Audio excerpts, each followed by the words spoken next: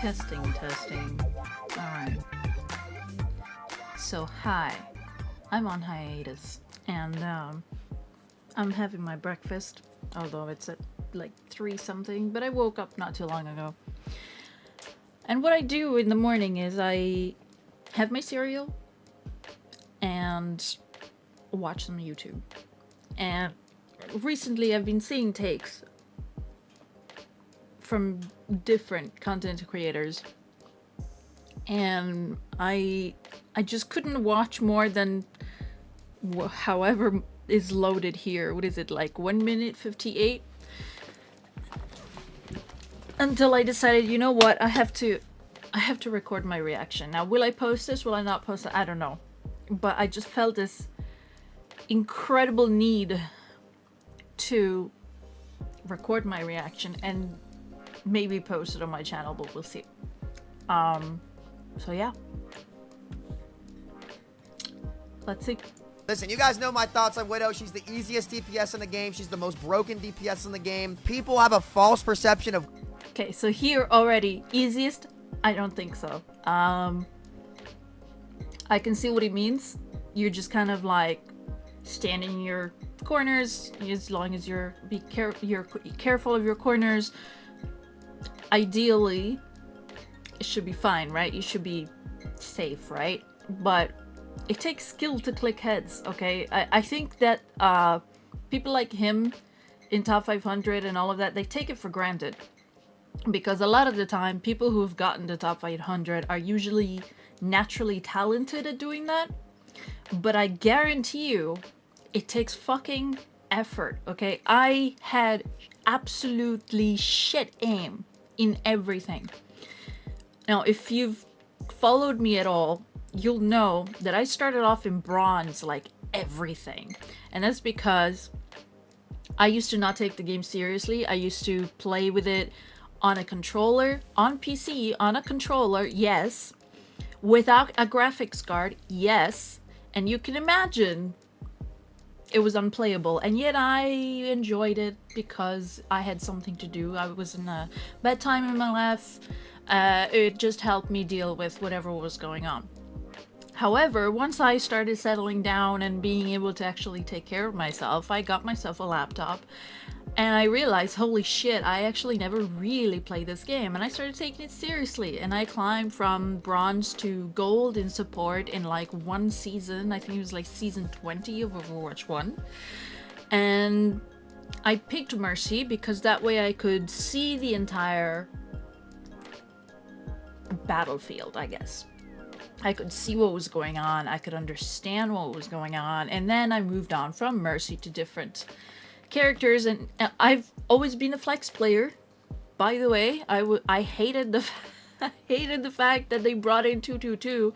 When they said role lock, I was expecting flex to be one of the roles, because in Overwatch League, flex role was an actual legit role. They had the image, it's the same image that they use now to pick all roles, and it was used in Overwatch League as a real role. So I expected there to be also a flex role, and when there wasn't, I was very disappointed. I was very against 222, not for, oh my god, you know, you're forcing people to play whatever, but because my playstyle was no longer available.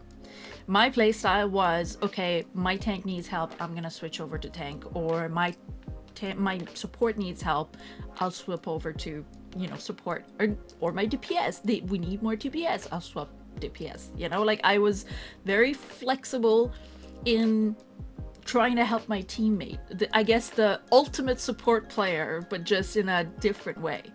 And I wasn't allowed to do that anymore. So now I'm slowly, you know, like I just barely peaked diamond on tank at one point, and DPS as well, or sorry, support as well, I think. Don't quote me on that. It's been a long time. I've been in college.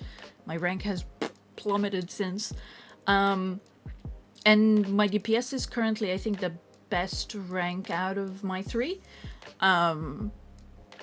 although it hasn't reached the heights as before, because before I just, you know, I had no life but Overwatch and streaming. And I was mostly doing tank and support because they were the faster queue times. But all this to say, I've played all 3 roles. I have mains on all 3 roles.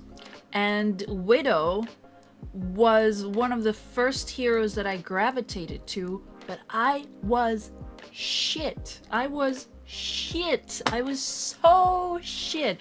And yes, having a good mouse and keyboard and a good, you know, workspace or play space or whatever you want to call it, definitely improved it. It made it better. But it didn't just suddenly give me god aim. I had to train and go into all kinds of Widow 1v1s just to get used to fighting other Widows. And then once I got used to the Widows, I started going on different, you know, death matches and things like that to get used to other, you know,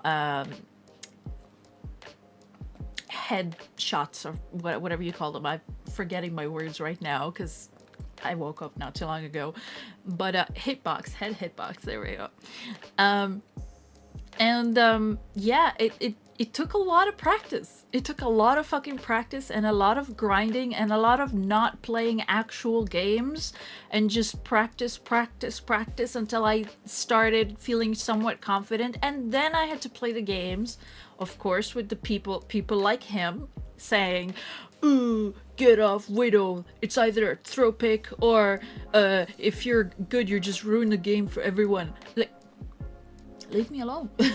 Let me play what I want to play.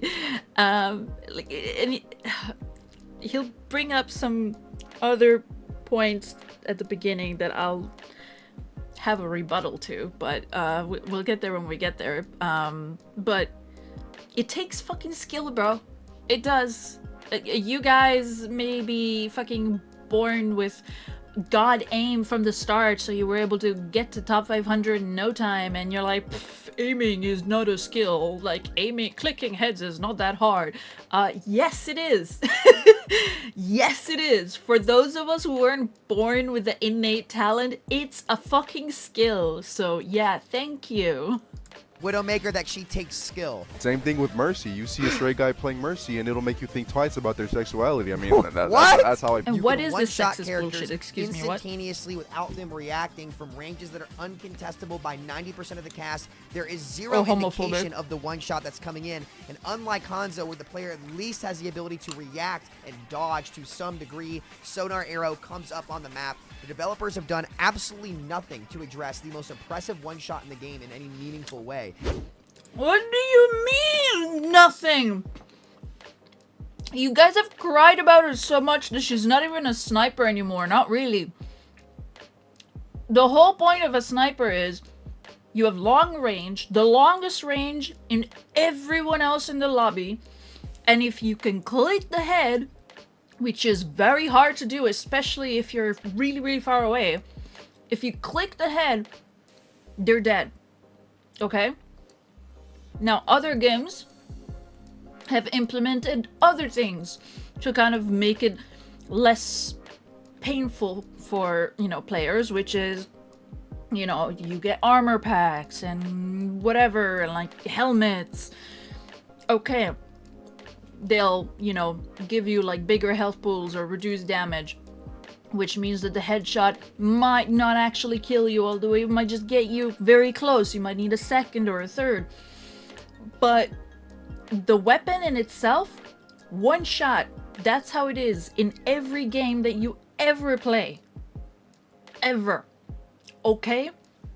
And in Overwatch, it was the same, because hello, sniper, do you get shot in the head and survive? Well, I'm sorry, yes, some people do, but they're called miracles, quite literally. If you look up anyone that survived a shot to the head, they are labeled as miracles, because that is not something that is normal, okay? Shot to the head equals dead. Nice and simple. And in Overwatch, they changed oh my god, I hated it when they changed the charge time. I still to this day many years later, am affected by that, where I still shoot too soon, and I have a tiny little bit of HP left on the enemy. Every time, still, years later, that muscle memory got fucked right out of the window, okay? And again, because I'm not a god fucking, like, top 500 player, it's taken me years, because also I don't have the time to spend that these guys do, because I wish my channel was as successful as theirs, but it's not, so I have to spend my time elsewhere to, you know, make money or prepare myself for a career to make money and do this on the side. So yeah, if you want to support the channel, you know, subscribe, like, blah, blah, blah. The amount of things that they addressed, like, that first and foremost just fucked all of our, you know, muscle memory out the window. Then they addressed, you know, like the range. They played with the range. It was a certain range, then it was shorter, then it was longer. It was like a whole back and forth until they decided on a range, finally. Then the, you know, bullet size changed, and even that, like, fucked with everything. I hated it. I actually don't think that Widow should have gotten the large bullet change like everyone else, because suddenly it really does take, like, less skill. I mean, I remember after the change, you know, like, just waiting for my game and going into a Widow headshot lobby and killing Widows when I very clearly missed the shot, and it was like, why the fuck did I get this kill? So, like, they're doing so many things to address her one shot, which, by the way, is not really a one shot as much as you think, because you need to click those heads, and if you're outside of a range now, that's not a hit, like, that's not a one shot anymore. You get me? So, like, that's not a one shot, really, because you need, like, specific parameters for that to be a one shot. And you need to be, like, to be able to click those heads. You need to have that skill to click those heads. You don't click them heads, it ain't a one shot. So stop calling it a one shot as if, like, every shot she does is a one shot, because it's not. It's just not. Okay. Breakfast. Gameplay you will be seeing is me playing Mercy in gold because I don't feel like trying. Whenever I actually put effort into this game, I feel it's stealing whatever sanity I have left. I tried playing Overwatch Classic and the enemy team ran a full team of, you guessed it, Widowmaker. Instantly left and queued up for comp on a gold account because anything diamond and above, I'd be sitting in an 8-minute He's complaining about fucking Overwatch Classic? Game in gold, the enemy ran Widow. I regret not standing still and letting this bitch headshot me off cooldown so these fucking brain-dead devs who only balance around statistics can finally see how broken she is. Go make your own game then. This balance team to play against show them you're a better dev and see how long they last. Matter of fact, I'll be running for president. And like, he's right. There's no chance that there's a single developer on the Blizzard developer team that has even played against a Widowmaker in the recent year. There's no way they've done it. Because, again... No way, guys. He's been there. He's gone to Blizzard HQ. He's gone to the devs. I was like, devs, have you played Overwatch in the last year with any Widowmakers in it? And they were like, nah, man. Nah, bruh. So that's how he knows. And, like, she is the single most oppressive character in the game, in my opinion. Because you just passively get the value. Like, Widowmaker is the only hero in the game that you could be 9 and 10 or 10 and 10. And still be doing the most in the entire lobby. Just because the threat of the one shot and how one kill is worth significantly more in 5v5. At least in 6v6, when a Widowmaker got a one shot across the map, there were enough people on the map that the fight could still go either way. There was enough room, right? Even though I'm sorry, but just very quickly, maybe that's in, you know, top 500. I don't know how things are like there, but where the rest of us live, yeah, if you're like 9 and 10 or whatever he said, you losing. You getting absolutely shouted at, telling you to swap the fucking Widow because it ain't working. He was so oppressive back then too. In 5v5, you get told that even if you haven't even fucking started the game yet. Just died the Widow skill issue. Not really, because again. Yes, really. Every single support ability and peel ability in the game got significantly stronger in Overwatch 2. BAP shift, Kiriko's... Before you continue, may I ask, how does that have anything to do with Widow? Suzu, healing became more accessible. Heroes now all have higher health pools, and heroes did not get damage compensation. It is significantly easier to peel a target in this game, and there's no way to... What peel? What peel? The whole reason that y'all are fucking fighting for 6v6, which, by the way, I agree with. I think it's more fun. I used to be 5v5 gang, because I used to hate...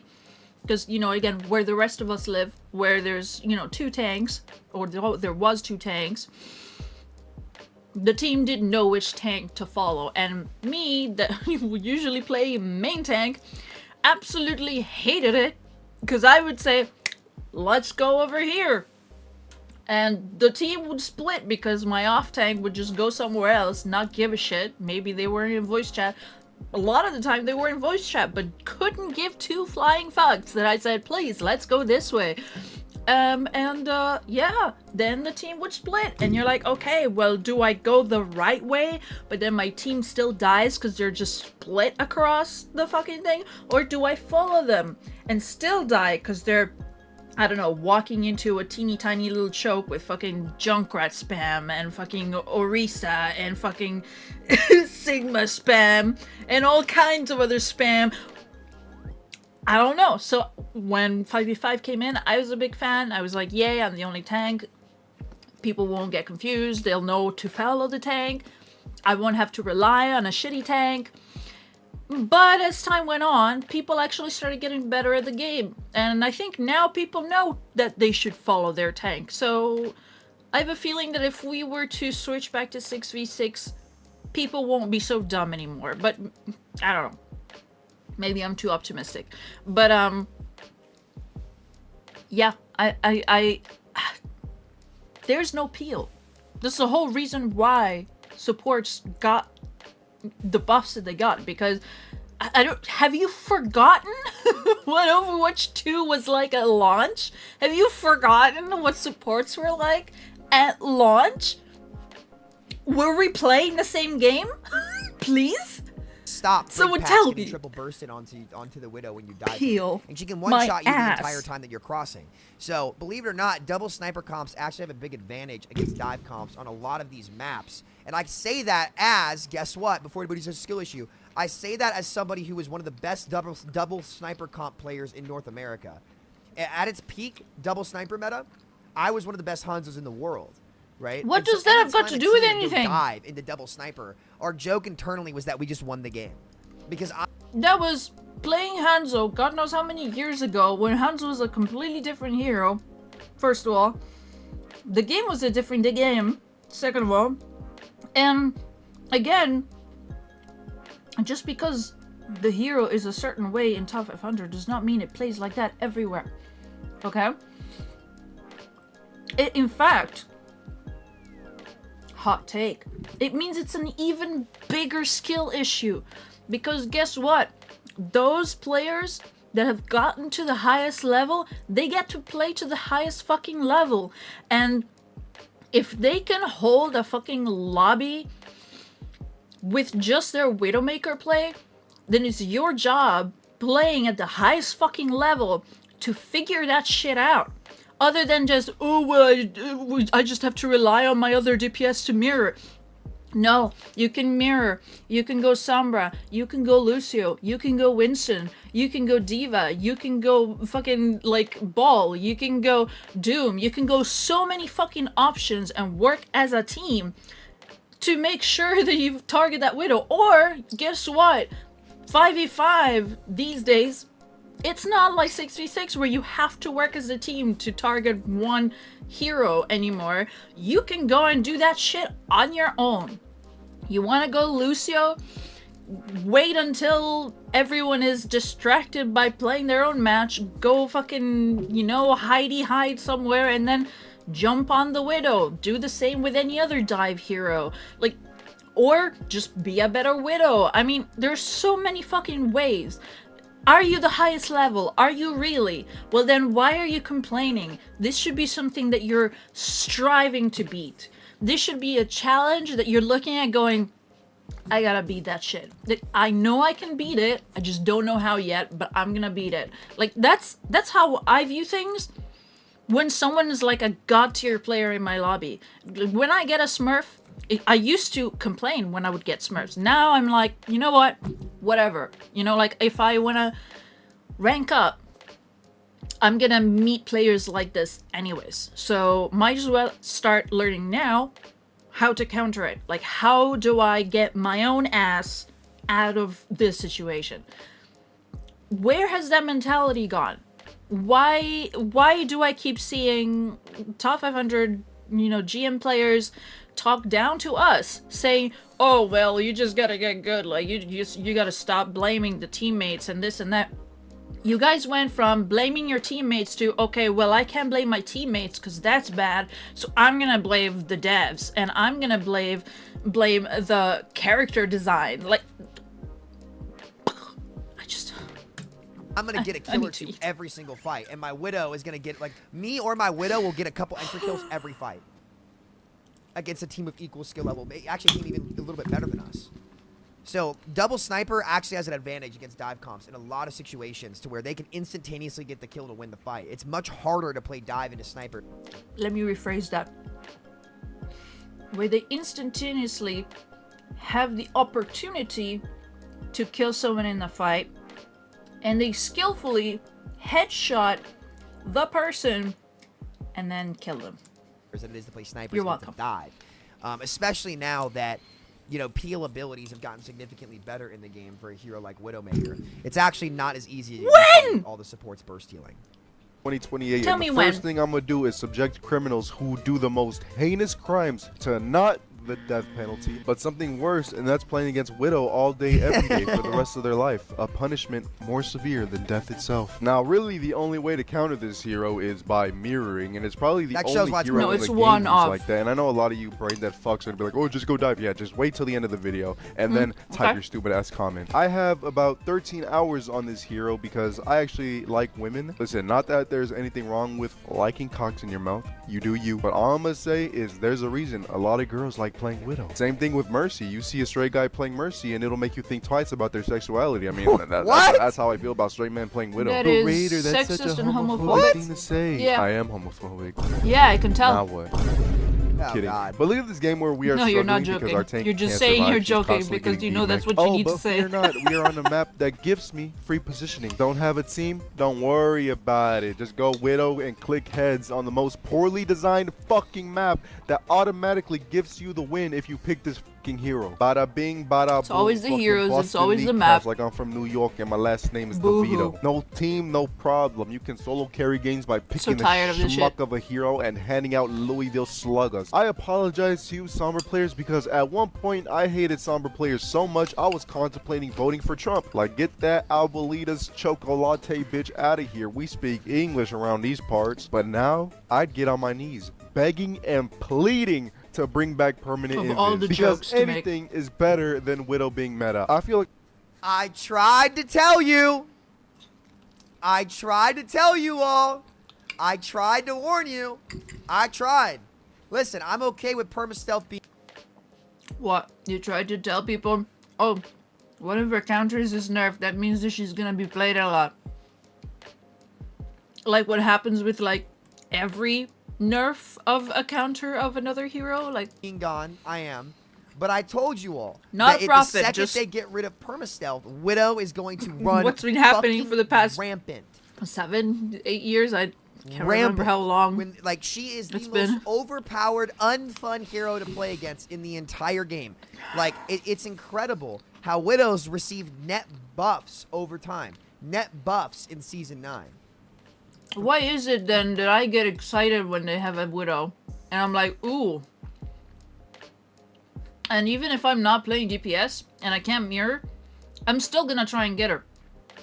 I'm either gonna try to go Ana or try to go Kiriko. Usually I go Kiriko first because you can try to headshot. I'll go Kiriko to counter her, or I'll go Mercy so I can hide And when I ult, shoot her in the head. You know, I'll use my ult completely, fly around. She has no idea where I'm going. And then from right on top of her head, shoot her dead. Open up the entire way for the team for at least the time that she's, you know, respawning. So many different ways. When you're tank, you can go Ball, you can go Winston. God, when you're tank, there's so many things you can do about a Widow. A Pharah is more frustrating in my opinion, because with the changes, and again, I'm actually a Pharah main as well, and I hate the fuel changes that they've made. The fact that she's like ground Pharah for half the time now is just shit. But at least that gives people an opportunity to kill her. But I'd say she's more frustrating, because when she's up in the air, she's pretty damn fucking far, and you have to rely on either your DPS or a support that knows how to aim, you know, at a Pharah, which for most of us, that's not very common. So, I don't know. The regen passive. Net buffs over and over again, where again, we know that one-shots were too good, and yet the hero with the most oppressive one-shot in the entire game does not get touched. I'm going to talk a little bit about why. I'm going to let him get his points across. But again, really quick, and I'll mention this now. Widowmaker does not have a single thing on her kit that's meant to neutralize snipers in FPS games. She's hit scan instantaneous. She has no scope sway, so she doesn't have to hold her breath. She's got no laser to indicate her line of sight or where she's looking. She's got hypermobility. Like snipers in other games like Call of Duty and all these other games are the least mobile kits in the game. Hypermobility? She has one grappling hook where like the cooldown is like 3 years long. You, even if you're getting countered by a Winston and you save your grappling hook for until after he jumps you, and then you grapple hook, he'll still have his jump before your grapple hook comes back.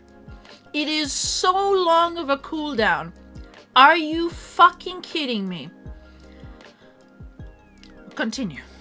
You have very low movement speed, very high scope in time, bad fire rate, and limited mobility with no close quarters options. Widow has her SMG, her grapple, which is the best escapability of any sniper in the game. It gets her clean out of a dive.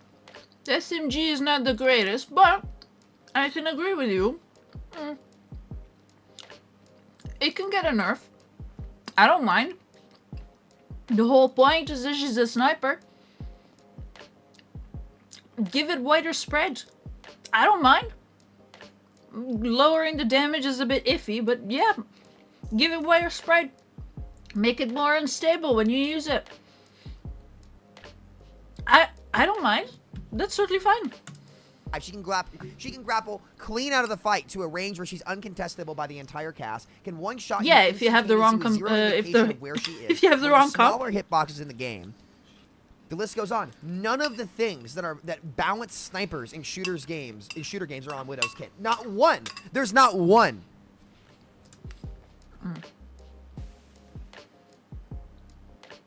Lower health. Extremely long cooldown on the grapple. Only one way to get out of the fight, which is the grapple, which is also very predictable, by the way. I guess that's his own third thing. Very predictable, what do you call it? Trajectory. You can clearly see where she's going with that grapple, because, you know, it's a big, black, fat line going exactly, saying, hey, this is where I'm going. What else? They've changed like everything we covered before, you know, like they've changed the range and they've changed the, like you can't quick scope anymore, which in most games you still can quick scope, by the way.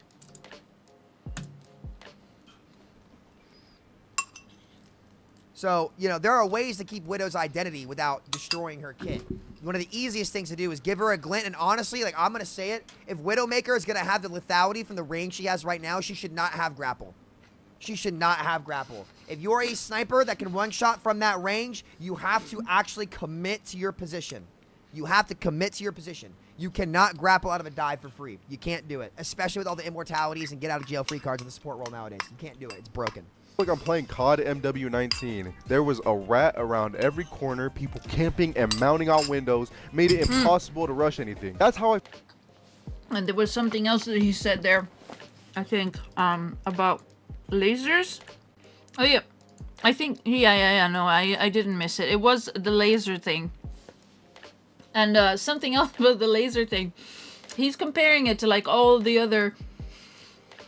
other shooter games and stuff like that. And I'm like, okay, well, we don't need a laser. In other games, you need a laser because everyone pretty much has shit mobility. So in order to know where the fuck you need to run to, there's gotta be some way to know where the sniper's looking. Because you can't really run away from where you are very fast. And usually you have things like, you know, like flashbangs or smoke bombs or, you know, like all kinds of things that you can use to like block visibility, right? So you're like, oh, sniper's shooting this way. Can I hide? Can I not hide? Can I block visibility? In Overwatch, you don't have those things. But you know what you do have? Heroes that move extremely fucking fast. The fact that you can AD and crouch like in no other fucking game. Okay, like the amount of mobility that there is in this game is huge, huge, huge. It's humongous.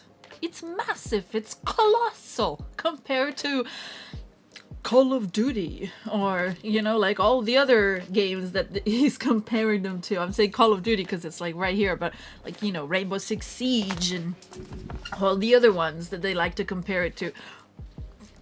Of course they need that. They don't have a Lucio that can fucking ride walls all the way around and shoot her in the head. They don't have a Winston that has like a fat amount of HP and jump in your face and kill you, put a bubble around you so you can't get healed and peeled even though it doesn't even happen anymore. There's so many things. So many fucking things in Overwatch that can counter that. You don't need a fucking laser, okay? You just need one very simple rule. She sees you, you see her. You see her, she sees you. Very easy to remember. So pick another side of the map to go at. And pick a different hero. Pick something that is gonna aid your way to, like, getting her. Stop relying on the devs solving your fucking problems. Please and thank you very much. Okay, next. Support role nowadays. You can't do it. It's broken. Like I'm playing COD MW19. There was a rat around every corner, people camping and mounting on windows, made it impossible to rush anything. Yeah, I remember. That's how I feel playing Overwatch 2 now. Enemy picks Widow, time to play fucking peekaboo, time to play hide behind a wall simulator. Now, other than mirroring a Widow or having a Widow of your own that can contest theirs, really the only other counter to Widow is having a full coordinated dive team. Yes, you have to have the fucking Avengers, you have to have SEAL Team 6 coordinated, 3-2-1 bitch. Listen, I rarely cry about heroes being meta or other heroes being meta. You already know why I already said it. They have counters to them, right? For example, Diva Widow being meta, you can go Zahyra, you can go Double Beam, you can go Brig. But the problem arises when a character is meta that has zero counters besides mirroring or having a full coordinated dive. I already called out all the counters. Or crying because, you know, I have a reputation of hating Widow. Bro, I've always hated Widow. I've made a Widow rant video like 2 years ago. However, I never made one since. I think your problem's a little more deep-rooted, my guy. That is not just Widow-related, more female-related, as long as they have counters. Widow doesn't have a counter anymore because they fucking buried Sombra. And her critical rate, her headshot rate in GM is like 30%.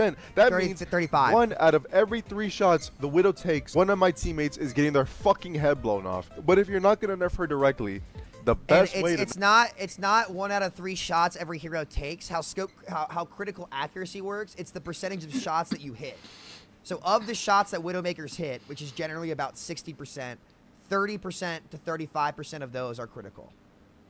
So really, like, realistically, that number is somebody who's better at math than me can answer this. It's probably around like 20% ballpark, I believe.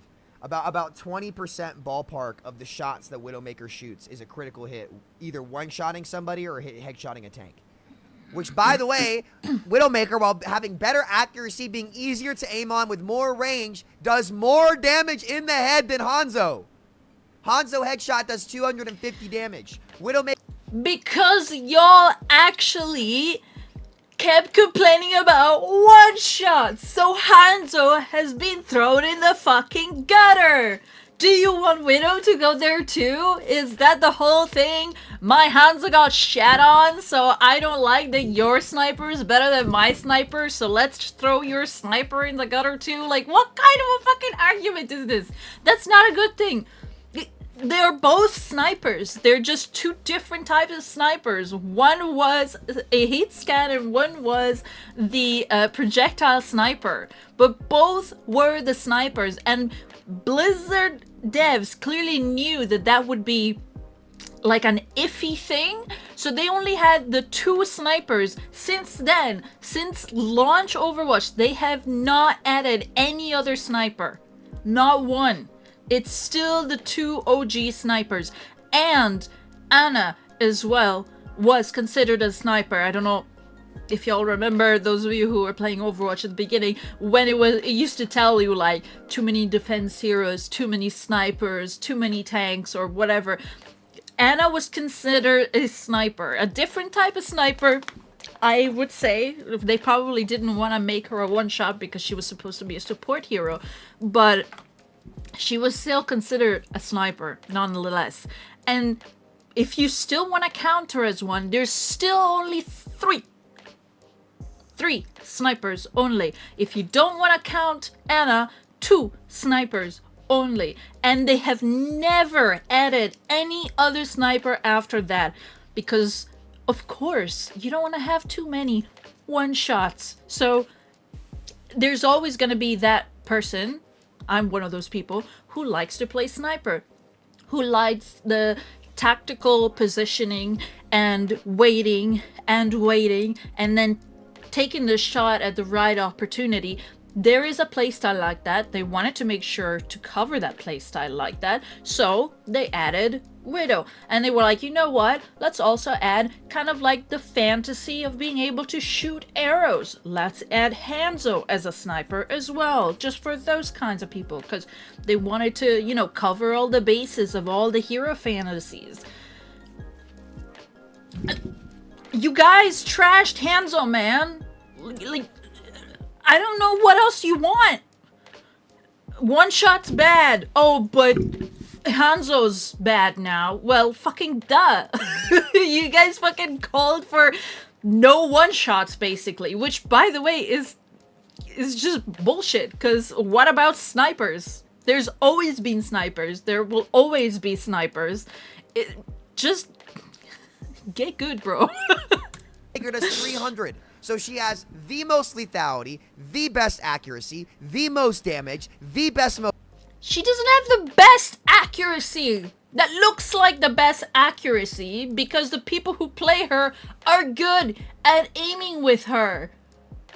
She doesn't have the best accuracy. It's so much harder to hit your shots with her. Because guess what? You have to hit the head in order to, you know? And sure, you can hit a lot of body shots. But you know what's not gonna do a critical? Just like regular normal body shots. You know what are gonna do criticals? Closer to like the head. So yeah, okay. If you're not 100% perfect and you don't hit only headshots and you hit body shots that kind of like cover a little bit of the headshot, okay, yeah, you're gonna get a critical. You're gonna get it closer to, you know, dead, but it's not gonna be dead. But that doesn't make it more accurate. Like, what are you smoking, bro? mobility option. I want some. Whatever you're smoking, I want it. How has this hero not been changed? It has! I've said this too much! Years. Yes! Are we playing the same game? Actually break down the numbers and look at how much better Widowmaker is than the other snipers. It blows your mind. But people have this false conception in their head that she somehow takes more skill than a hero like Hanzo. But if that's the case, why does she unanimously have way better accuracy stats, way better scope critical rate stats? Because people who are shit at her don't play her. Look, I'll pull this up because right they now. know they're shit. And they Look, know they're going to get shat on by their teammates and the enemies saying, oh, wow. you're shit.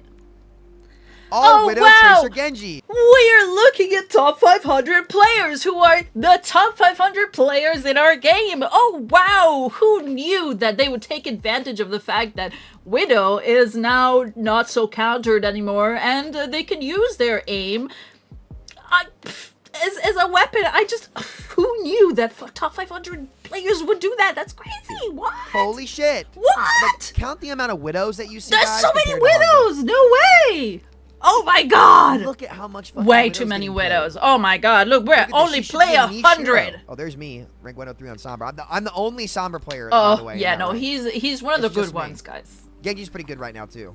Look at this. There's no Hanzo at all. It's all like Genji, Widow, Tracer, Ashe, a little bit of Echo. I'm She not kinda got even killed, gonna though. bother saying that again. I just Like, you haven't seen a single Hanzo. How the fuck did we You know why. destroy Hanzo? You know why. Still is not as good as he was, even though he's terrible. Hanzo was the most overrated character in Overwatch 2. Everyone thought he was so broken. I was like, dude, he's bad. He's not good. He's getting played in Ram Brawl. And by the way, they still have not fixed Dragon Strike. They made it faster. That actually makes it worse against tanks.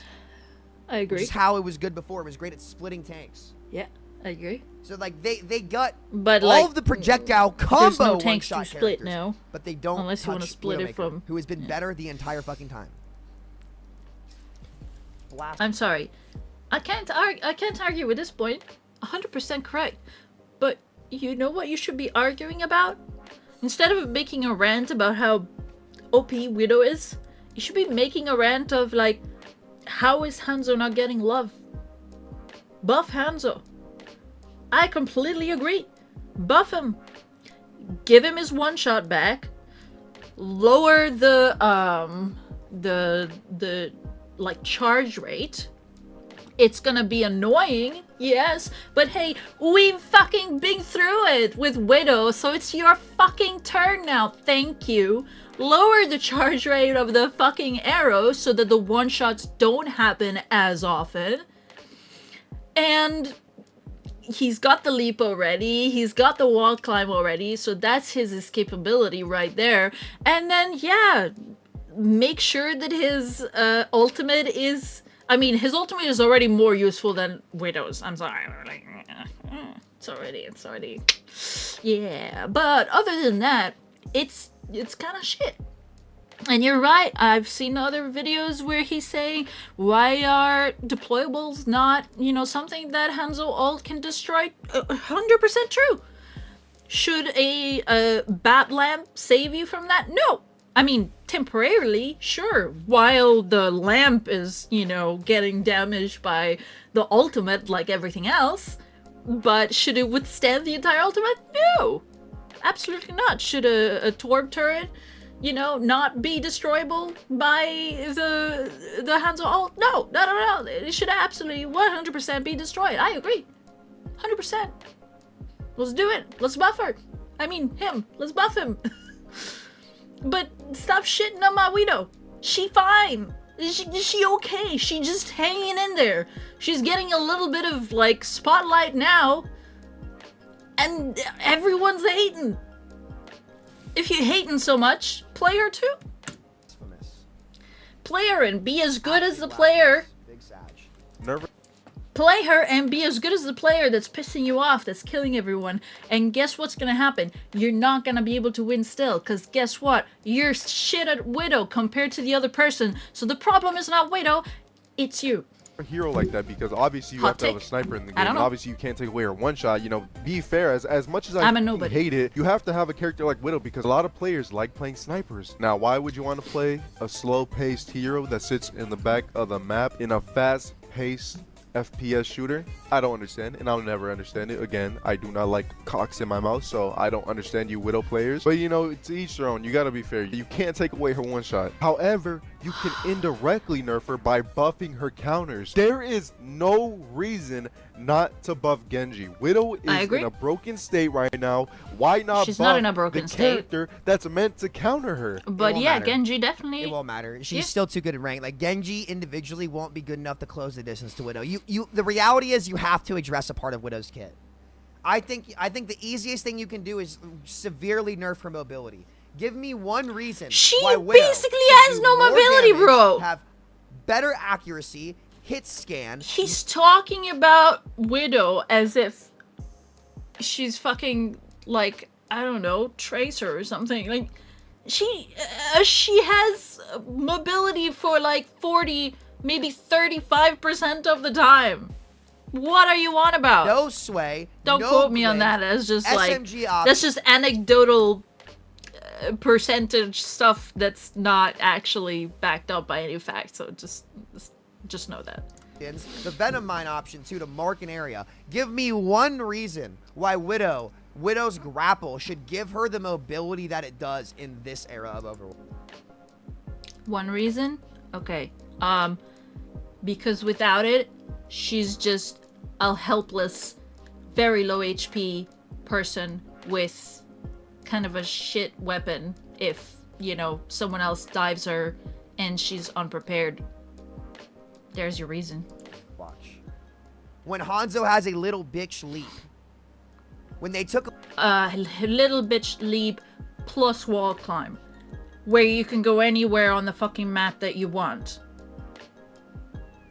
Why shouldn't Widow be able to do the same, but just in a different way? In fact, with Hanzo, you can do it consistently. You can wall climb from one place and then reposition by you using your double jump and hopping from one platform to the other all the time. You can reposition all the fucking time. You can't do that with Widow. You have to wait for your 3,000 years until your fucking, like, cooldown is back, and then you can reposition. What are you on about? Excuse me. away Hanzo's ability to pre-charge arrows and wall climb. Why does a sniper have more mobility than Soldier 76?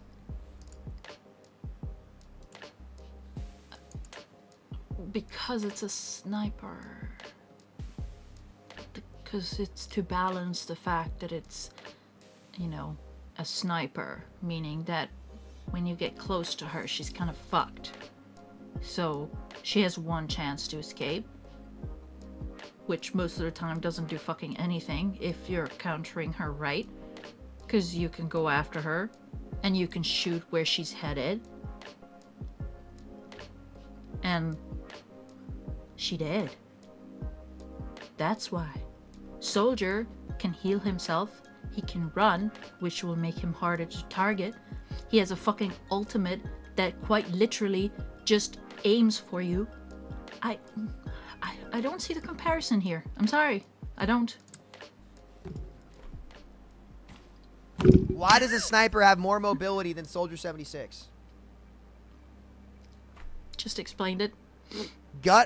Like, remove her mobility. Remove it.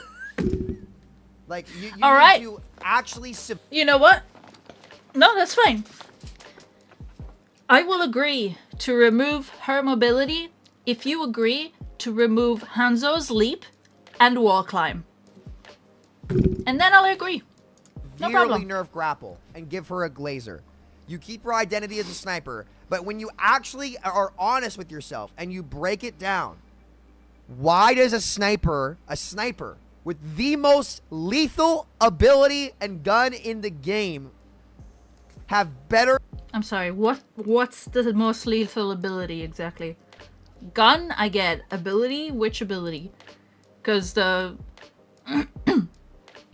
if he's talking about the ultimate, it's useless. Because everybody just hides. And if you're playing against, you know, people who are not in bronze or silver, they know that they need to, you know, just wait until the ultimate goes. You can't shoot anyone unless you put yourself in a very risky position to try and shoot someone during your ult, And by doing that, you may need to use your grapple to get either in or out, meaning that you're gonna be fucked afterwards. So can't be that, I don't think. So is it the mine? But like, that doesn't even kill you. You have to be low HP for that to do it. I don't think that's it. So what's this ability that's so overpowered exactly? Her mobility options when she already has the best range of any DPS in the game. You just wanted to buff Hanzo too when Widow is so strong, right? Buffing Hanzo doesn't solve this. Buffing Hanzo doesn't solve this. Like, Widow is just OP as fuck. And I think the easiest thing you could do is make her commit to a position by nerfing the fuck out of grapple. Or removing grapple altogether. She just shouldn't have that ability. She's way too good. But no, we buffed Moira to put an exclamation mark on the fuck you to this hero. I can't even remember the last time Genji got balanced. The last thing I fucking remember is when they gave him more ammo, which was an accident, by the way. They accidentally left the ammo buff in the patch and said, ah, fuck it, might as well keep it. You know what that feels like? It feels like working a cash register and someone comes to the counter with a bag of chips that cost $5 and they give you $5 and a penny and say, keep the change. Like, no, fuck you, bitch. Fuck your penny. Fuck your pity buffs. I'd much rather suffer and feed into my masochist needs than take your fucking pity buff. It's just a slap to the face. Yeah, we didn't really mean to buff the worst DPS character in the game, but we just left it there because we're fucking lazy fucks. And now that Widow is completely broken with one of her biggest counters getting gutted, which is Sombra, it's a perfect opportunity to indirectly nerf her. But nah, let's not do that. Let's keep conforming and bouncing around statistics. You gotta buff her. Or you gotta Widow nerf her. performs badly in low ranks, so therefore she's balanced. Yeah, newsflash to these brain dead fucking devs. Everyone in low ranks are actually mouth breathing paraplegics. How about we balance around players who actually have their monitors on? Speaking of low ranks, I already know what's coming in the comments. Widow isn't broken, just go dive. So let's look at all her counters and go through each one, and rather than by the way, like, it's very clear at this point, indirectly nerfing Widow doesn't stop the problem. She needs some fundamental changes to her kit. Again, I think the easiest way to do it is to really nerf her mobility so she can't get out of jail for free when support cooldowns are as strong as they are, and giving her a laser that shows where she's scoped in and looking. There needs to be, especially if it's instantaneous hit scan, there needs to be some indication of where she is looking. There I wouldn't say it's really instantaneous because there's a charge time for it, but yeah. Has to be. Has to be. Such a brain-dead comment. I want you to try to counter these points. So let's look at dive tanks. Okay. Dive tanks are immediately out of the question because everybody counter picks the tanks. Yes, on paper, a dive tank does counter Widow, but take into account the other 4 players on her team that will swap to counter you. You want to go monkey? The enemy team is going to go diva and shove her mech in your fucking mussy anytime you want to dive the Widow. Want to go ball or doom? The enemy can go hog, or their supports can go brig and make you absolutely useless. I know they don't do this around. The same thing happens on the other team, by the way. Like, the exact same thing happens on the other team. I mean, if their team is counter swapping your team and your team is not counter swapping to support you going after that Widow, again, it's a skill issue. But kind of not your fault, but it's a skill issue because the people on your team are not doing as good because they're not counter picking. Do I agree with counter watch? No, I don't. I don't think counter watch should be what it is, but it is part of the core gameplay right now. And so you want to have a good time, you gotta go with the flow. You gotta go with the way your game is. You don't like it, go play another fucking game, bro. There's plenty. You keep comparing it to Call of Duty. Go play Call of Duty. Maybe you need some time on Call of Duty to come back and appreciate what Overwatch is like. Because guess what? When I started just taking some time off of Overwatch and, you know, playing some other games, every time I came back to Overwatch, I actually really enjoyed it. I was like, man, this is why I actually love this game. But like 3-4 hours at a time, which is actually a healthy amount, by the way. You should not be playing a game 12 hours a day. It's not good for you. In fact, you shouldn't be doing anything 12 hours a day. It's not good for you. You should switch between activities. Your brain quite literally cannot withstand that. And the amount of dopamine that you receive from doing a task will lower the longer you do it. So definitely don't play Overwatch only for most of the day. Swap games. Do something different, and then you'll see that you'll be less mad, less angry, and most of all, you'll stop being a dick towards the developers.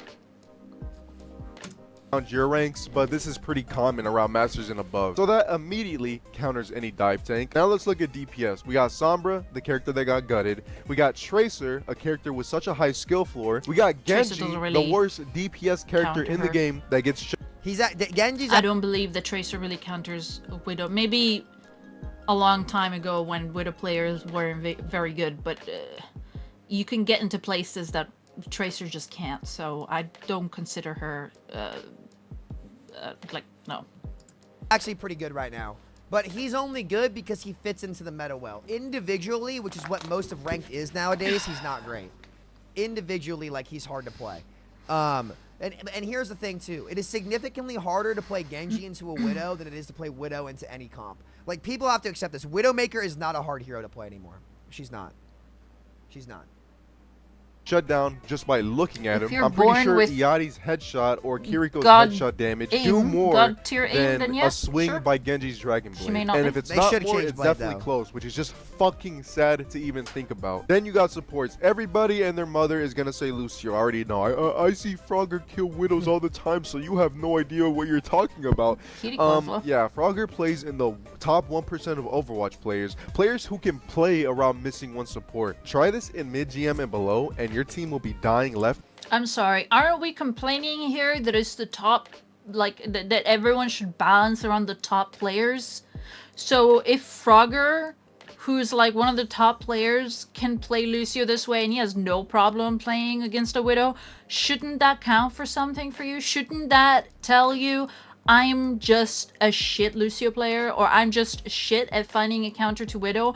Or shouldn't it also just disqualify the whole thing of the game should be balanced about the top players, because not everyone can achieve the top of like everything? Like, that whole statement is like so many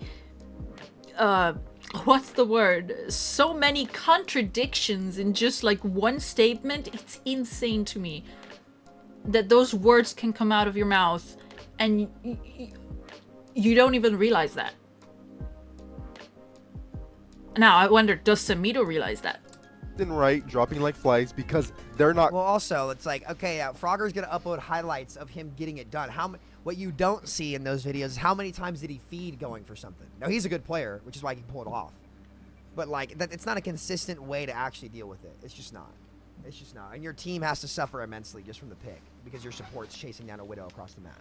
It's not an ideal way to play. He deals with the statement differently. Enough to not take damage or play around missing one support while you're trying to read it in the Widow's backline. And one counter for all of these heroes is that you have to close the gap from you to the Widow that's sitting in fucking St. Louis. Sometimes she's so far away that you have to use 6 blinks on Tracer to even set up. And by the time you get there, all your teammates are cosplaying as JFK. Not to fucking mention, she has 4 other teammates that aren't just gonna let you close the gap so easily. You think the 4 other teammates are just gonna let you walk up to the Widowmaker that's sitting in Minnetonka? No, it's just like these people who say just go dive. They fail to account like the distance the bitch sits in. No, listen, anybody who said I go dive and I kill the enemy Widow, I constantly get endorsements, and I don't mean endorsements like in game. I mean endorsements like in voice chat and in like team chat from teammates saying, "Thank fucking God that you were keeping pressure on that Widow because they were pissing me off." It's your job, either as a tank or as a DPS, and sure, you can try as a support, but it's not really your job. But as a tank or DPS, it is your job to put pressure on that Widow. You don't even need to make sure to kill her.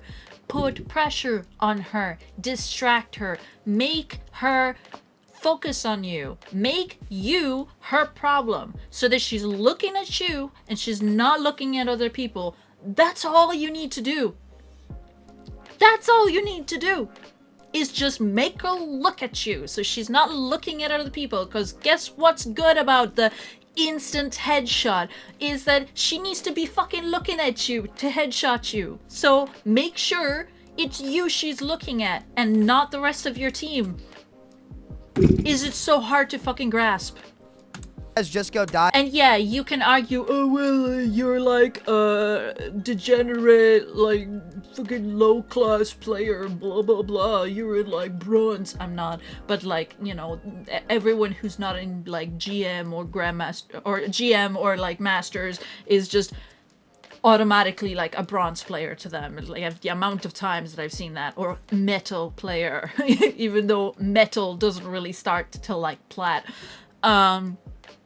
But like, you know, it's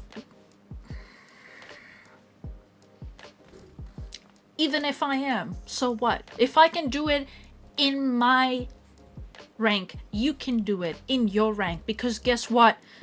Proportionally, our ranks are the same. They're just at different skill levels. But like, I'm gonna find it just as difficult to play against an enemy widow of my rank, just as hard as you're gonna find it to play a widow of your rank. Sure, the games will play a little different, the skills will be different, but the level of difficulty and the level of effort that you need to put in order to beat whatever issue it is that you have on the enemy team is gonna be relatively the same. Otherwise, we wouldn't be in these ranks. Otherwise, I'd be fucking top 500, because like all ranks are the fucking same. But they're not. Okay? Moving on. Ever snipers are bad players. Like they're just bad. I'm actually players. like really warm. I'm telling you guys, like, whenever so a team mad. would try to swap dive against our double sniper in my prime, we just start laughing. We actually listen. I remember this. We were playing Gladiators Jesus, Legion. we're in an contenders, hour, man. And they had Water, who was like the best Genji like at the time, so good. Playing Volskaya Industries, right? They all swapped to dive at the 3.5 minute mark. And I just started laughing on the mic with my team. And I said, we just won the game. We just won. They didn't cap first point. Because I knew that we were going to fucking dumpster them, because there's no way that their dive is better than my double. You know what that is? Confidence. You know what confidence does? It makes you play better. Makes your shot surer. It makes you know that you're gonna win, because you are gonna win, because you're gonna play at your best. The moment you start going, devs, team, this, that, you start playing like shit. Yeah, that's what made you win, not the fact that you had double sniper. It was the fact that you were like, I am gonna beat their asses. I'm gonna carry this game. Sure, you convinced yourself that it was because you guys had double snipers, but that confidence still remained. What's the one thing that all kinds of like athletes and esports athletes will tell you? I don't even know whether to call an esports person an athlete, but like an esports player, any pro player of any sport, be esports or regular sport, what do they tell you? Number one thing, number one tip, they tell you confidence. Just know what you want, go get it. No one can stop you, because that drive is what's gonna make you better. This, like, as soon as you start complaining, this is why people are like, oh well, like I've been dropping rank because this game sucks. No, you've been dropping rank because you started complaining a buttload, when beforehand you used to just be like, get good, bruh. That's it. That's the difference. That's why some people are like surpassing you and you're like, wow, they're boosted. No, they're not boosted. They just appreciate the game more and they have more confidence in themselves. That's all. That's literally all. You guys went from blaming your teammate is bad, and, well, I'm preaching that I can't blame my teammate, so who can I blame now? I can't blame me. I'm the player. I can't blame my teammates because, you know, like I've been saying, I can't blame the enemy team either because, you know, if I blame the enemy team, like, what? That just makes me a bad player. Blame the maps. Blame the heroes. Well, who makes the maps and the heroes? The devs do. Let's blame the devs. Yeah, blame the devs. Blame the maps. Blame the heroes. Anything but me and my skill. Which is, ironically, the thing that you guys used to preach the most. And it's what used to get you the most views. Those of us who wanted to be better used to watch your content. I'm getting very Italian here. I am Italian, by the way. we used to watch your content because we knew you knew your shit. We could see that you knew your shit, not because of your gameplay or your whatever, but it was from the confidence that you oozed from every fucking pore that you had on you. Every video was a banger of like, this is what you need to do, this is like how you approach this problem, this is how you do this and that. Like those videos of like, blah, this is a problem with Overwatch, blah, this is a problem with devs, blah, this is a problem. That didn't used to be a fucking thing, bro. And loads of people, like loads of problems were like around with Overwatch. Overwatch was not perfect. Overwatch was never perfect. Overwatch will never be perfect. No game will ever be perfect because guess what? Games are made by people. People are not perfect. Theretofore, nothing in life will be perfect. In fact, nothing in life is perfect. Nothing in nature is perfect. The whole fucking system is built on imperfection so that one other species can like benefit from another species' imperfection. It's all a give and take fucking thing. So if you expect the game to be fucking perfect, bro, you gonna be so disappointed forever. Forever. So stop complaining. Play other games.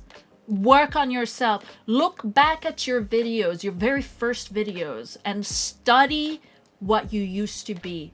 And try to reconnect with who you used to be. Why was I a better player? Why did I have more fun with Overwatch? Was it because Overwatch was better? Or was it because my approach to Overwatch was better?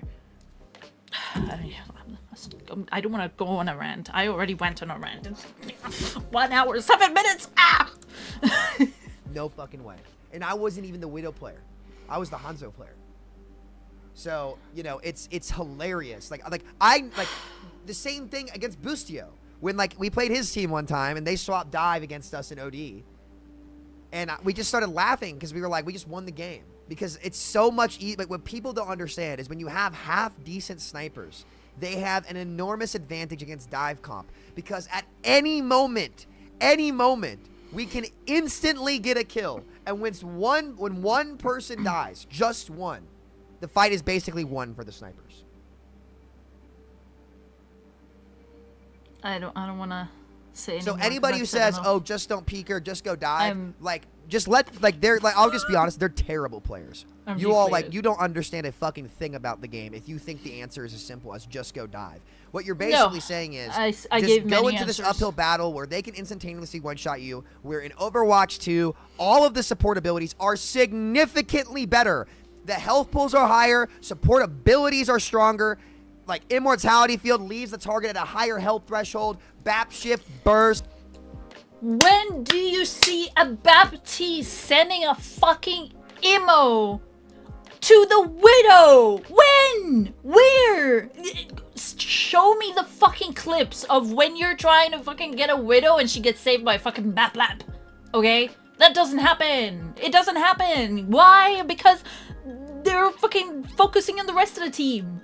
The Widow is usually by herself. The only fucking, like, support she gets is either if she's got a fucking Mercy or if she has, like, a Kiriko who can, like, send Ofuda her way, or can like instantly TP. You want to complain about Kiriko instantly TPing to the Widow and like Suzuing her? Okay, yeah, I've seen that, I've done that. But who fucking uses a lamp? You'd have to be next to her for the lamp to fucking get there in time before the fucking Widow dies. The travel time of that fucking thing is slow as fuck. What? This is fine. This is bad for my blood pressure. And it's not a joke. I actually have blood pressure issues. Pylon could be up somewhere. You have to break that first. Kiriko, TP, and Suzu, regardless of her positioning across the map, instantaneously. Like, brig packs, triple pack, instantly burst heal. Sure. The reality is, playing dive, because supports were falling over in 5v5, is significantly harder to play into snipers in Overwatch 2 than it was in 1. And to top because that off, Overwatch the 2 one-shot value was and the spacing that's 6v6 open on the map for snipers to get their one-shots got significant. So the problem, don't argue about Widow being OP. Go back to your 6v6 argument. It makes total sense. Go for it. Go all out on the 6v6. I don't care if you become the 6v6 guy. Fucking stick to your guns. You know 6v6 works better? Go fucking like ring that bell, wave that flag, but don't put that problem on something else. Like, the problems that you have with Widow now is just a byproduct of 5v5 and the fact that there's more room for Widow to get kills because there aren't 2 tanks anymore. Because once upon a time, one tank could go dive the Widow while the other tank could stay with the team and peel for them if needed, or else everyone could dive together and there was just, you know, again, peel from the other tank. Peel doesn't really exist in this game anymore. I don't like it when people use the word peel. That shit doesn't fucking exist anymore. Tanks can't peel anymore. And DPS don't fucking peel, never fucking peeled anyways, even though they should have, but they never did anyways. Maybe in top 500, but DPS don't know what peel means. They think it's a tank term. They have no fucking clue what peel is, okay? In fact, in 5v5, if anyone's job is to peel, it should be the DPS, and they ain't doing that, okay? They just ain't. In fact, they're complaining that they're getting peel from supports when it's like it almost never happens, okay? Maybe in top 500 you get like, I don't know, the God Baptiste that's able to calculate, oh, my Widow is over there and oh, that guy's looking at my Widow. I better preemptively throw a lamp over there to make sure that she doesn't get killed during that. But then again, that's a fucking skill. Bro, that's a skill! The amount of fucking, like, 3 steps ahead thinking that you gotta have in order to set that up. Because, again, the travel time of lamp is slow as fuck. Okay? It is slow. It just... easier as well. And then when you get that one shot, it's worth more.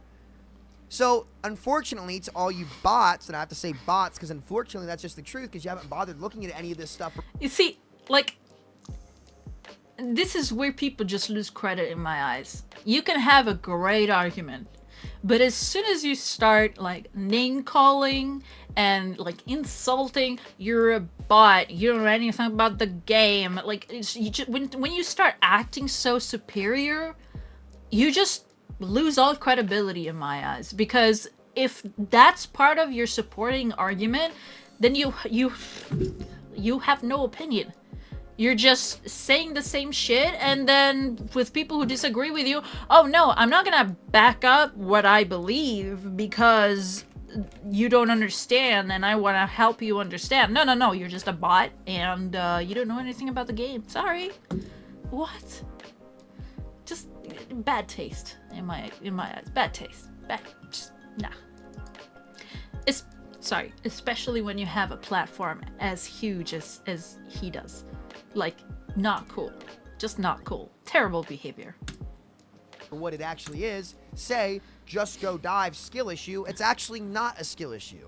The developers, not intentionally, or maybe it is intentional. But to be fair, this is the same guy that tweets that there's, you know, a problem with how people get banned on Overwatch, and the person is quite literally telling a person to uninstall the game and to, like, basically stop playing Overwatch, which is a horrible thing to tell someone, because that person could be playing Overwatch because it's the only thing they can do from escaping real life, and then here you are telling them to uninstall their favorite game that's helping them escape real life.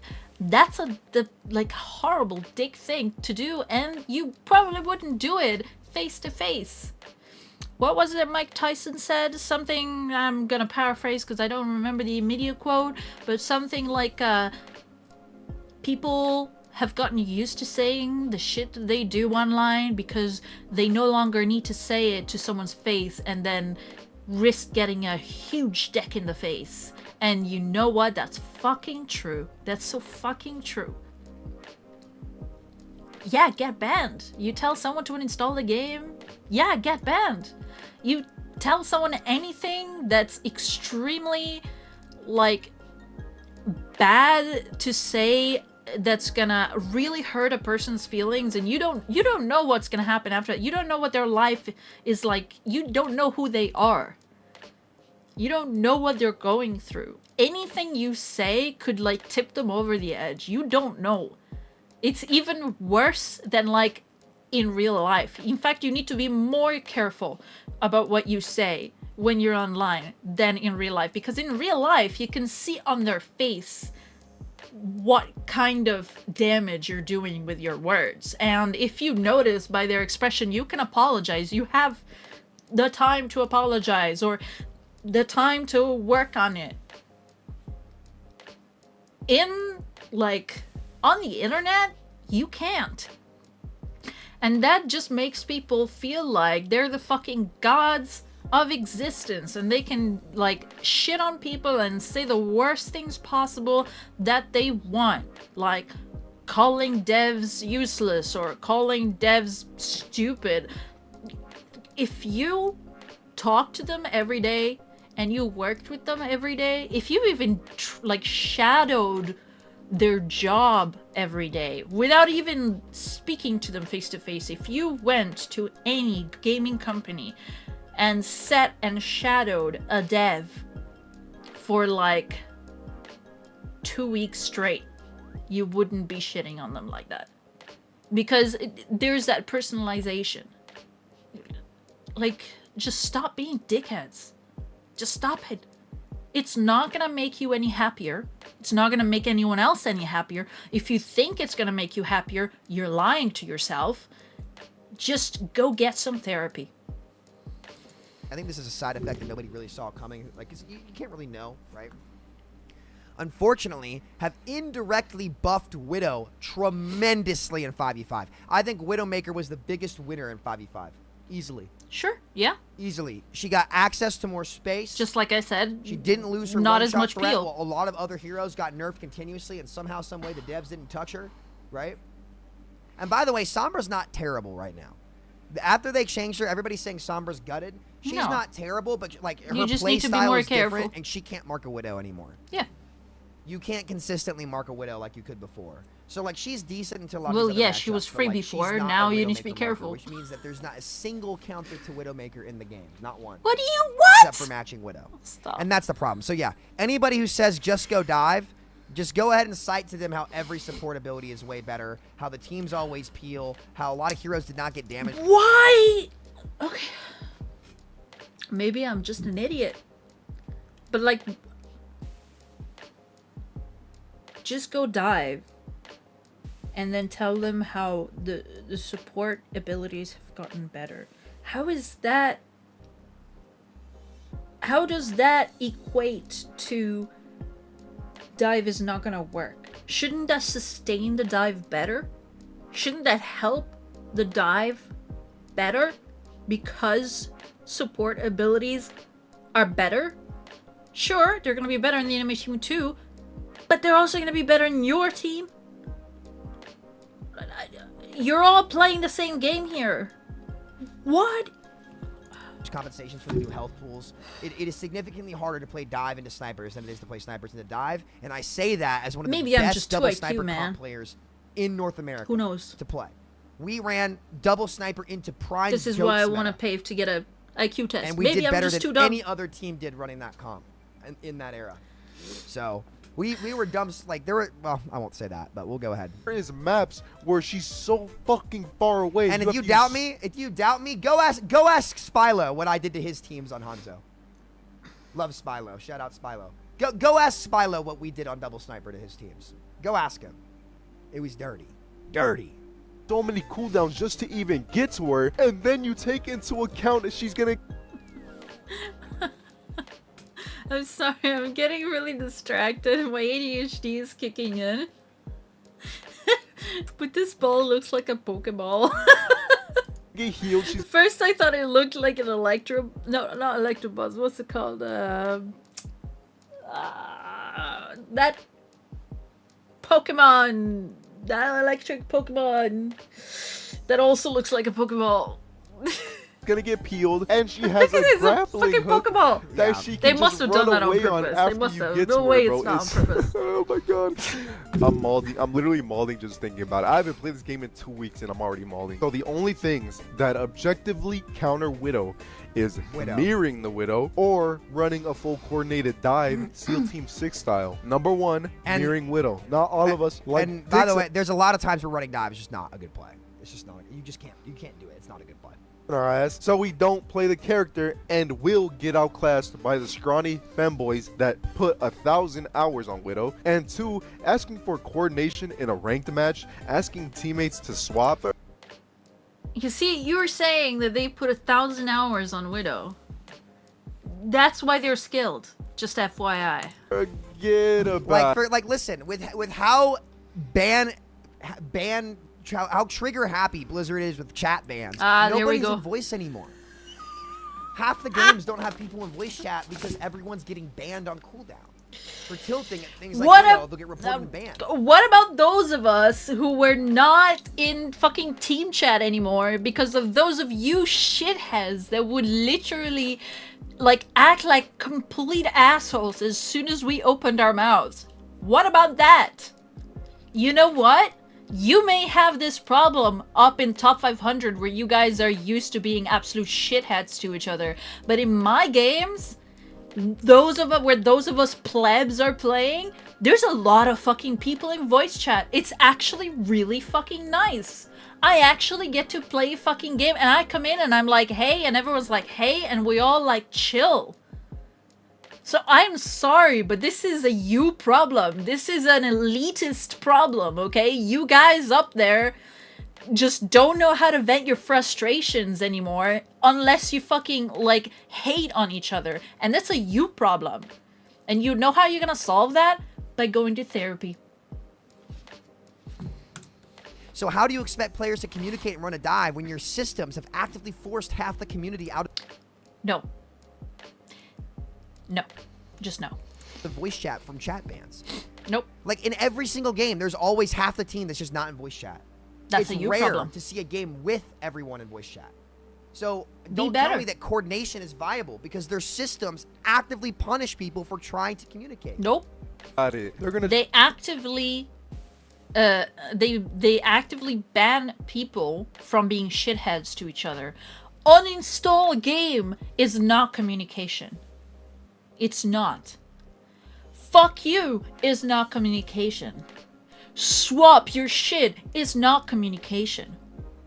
You know what's communication? Hey, look, dude. I don't think this is working. Do you think that, like, is there any other, like... When I'm in voice chat, I never get anyone complaining about what I say, unless they're sexist.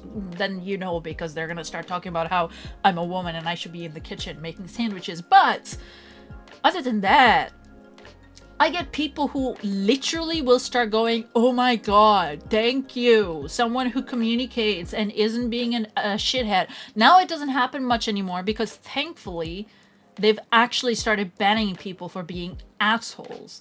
But back in Overwatch 1, people used to love the fact that I was in voice chat because I would ask nicely. If I saw someone not playing their best on a hero, I would say, hey, Widow or Hanzo or whatever maybe was in support or tank, and I'd be like, hey, what other heroes do you play? Because I don't feel like this one's working very well, but maybe there's another one that you can play that you're comfortable on that might, you know, work better. And phrasing it like that, you will be surprised at how much people will be willing to listen to you. They would turn around and say, well, I can play this, this, and that. And then if you know some shit about the game, then you can say, hey, look, maybe this might, you know, work better. You want to try it? I'll try and like support you. You know, like I'll try and help you out if you're having issues. And guess what happens? Wow, things start going much better. Why? Because you are communicating and you are listening to each other, because you're not shitting on each other going, this swap, uninstall the game. If anyone acts like is a degenerate like that, that would be like the guys acting like that. And those are the ones calling other people degenerates. Okay? It's just not cool. Stop being an asshole. Go talk to your friends. Go talk to your family. Go talk to a fucking therapist, because there's nothing wrong with talking to a therapist. And that is what this channel is about. It's about promoting mental health, mental health awareness, and the fact that it's totally normal, just like fucking physical health. Okay? If you have so much anger in you that you feel like you need to take it out on other people through a video game nonetheless, that's supposed to be something fun for everyone, then you need to talk to someone. You have so much anger, it means something within you is unresolved. And you're not gonna find out what that is if you're just shitting on people. And by not finding out what that is, it's never gonna get resolved, and you're always gonna be angry. And it's not just gonna be in video games. It's gonna be in video games. It's gonna be in relationships. It's gonna be in friendships. It's gonna be in fucking work. It's gonna be in fucking everything. Stop being so angry. And how do you do that? By going to therapy. Therapy. Go to therapy. Just play whatever characters they want. Oh, what the fuck? Excuse me. What the fuck? I must have pressed my side button accidentally. Excuse me. One moment. Let me just,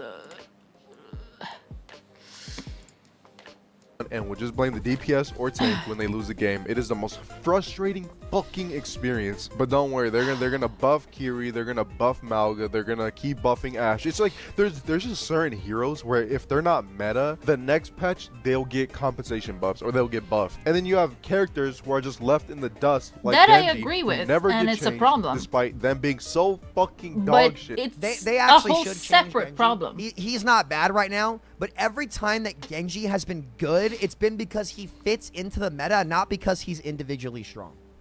Every time. Every time Genji's been good, he's fit into what is good. And that's an important distinction to make. It's crazy to me that they have not made Dragon Blade more lethal yet. Because the balance team just balances around statistics, Jesus, even though I what is can't that with the even mouse? That's imagine actually Genji hurting doing my good eyes. in low ranks because Moira is constantly picked. Sell those mythic skins, I guess, you know, make that money, Blizzard. Anyways, that has been today's video. I know uploads have been slow, but I'm here to announce that I will be uploading weekly on this channel now. I'm going to be abandoning my second channel. Basically, to summarize, I didn't expect my second channel to do amazing. You know, every video on my second channel gets around 20,000 views, and in 5 videos it had about 10,000 subscribers. I didn't expect it to do that well. So now it feels kind of like a waste, because the main reason I didn't want to upload those videos on my main channel is because I didn't think you guys wanted to see them. But now that I'm seeing that you guys actually do want to see them and they're doing well on my second channel, it's like, why don't you just upload it on your main channel so it'll get more views? So I know a lot of people are gonna be like, oh, what was the point of the second channel? You could kind of see it as an experiment. Starting from this week, I will be uploading weekly. Hell, I might even upload 2 videos a week. I'm just gonna stop overthinking I'm shit jealous. and upload I content. can't do that the shit. toxic videos might be really rare. You know, I might upload those like once every 2 months in my head. So I hope you guys look forward to that. I love you guys so much. Have a good rest of your day. I doubt that night, the toxic and videos peace. will be rare with this guy. For Won't real. lie. Okay. Yeah, I mean, that was on the money. I mean, listen, Widow is the most overpowered, poorly designed DPS in the game right now. She was the biggest winner in 5v5, and she's not been addressed. it, like, again, you cannot have the lethality that character has with the mobility that character has as well. You can't do it. It's OP as fuck.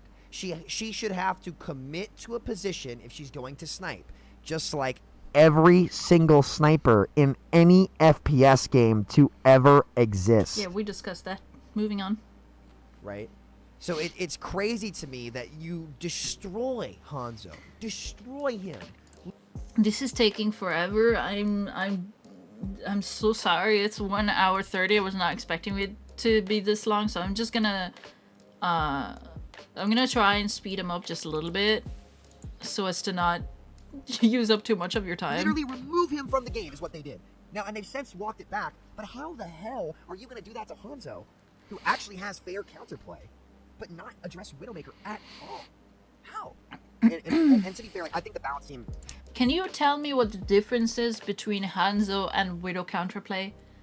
Because they're on the same fucking boat. In fact, Hanzo, well, apart from just his damage number, like his numbers are worse.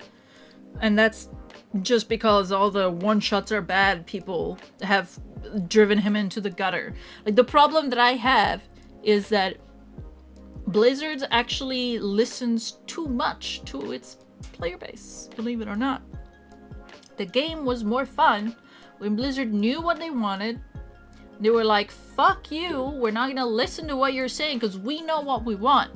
And yeah, people had shit to complain about, but it was still the biggest game, the biggest, most popular game to ever exist. And once they started, like, breaking that policy and they started listening to people and going, okay, we'll give you Overwatch 2, but it's not ready yet, which means that we have to pre-release it. And then they pre-released it, and then everyone was like, we're disappointed because it's like, it's not finished. And it's like, well, fucking duh, it's in like it's in early access, it's not finished, that's the whole fucking point.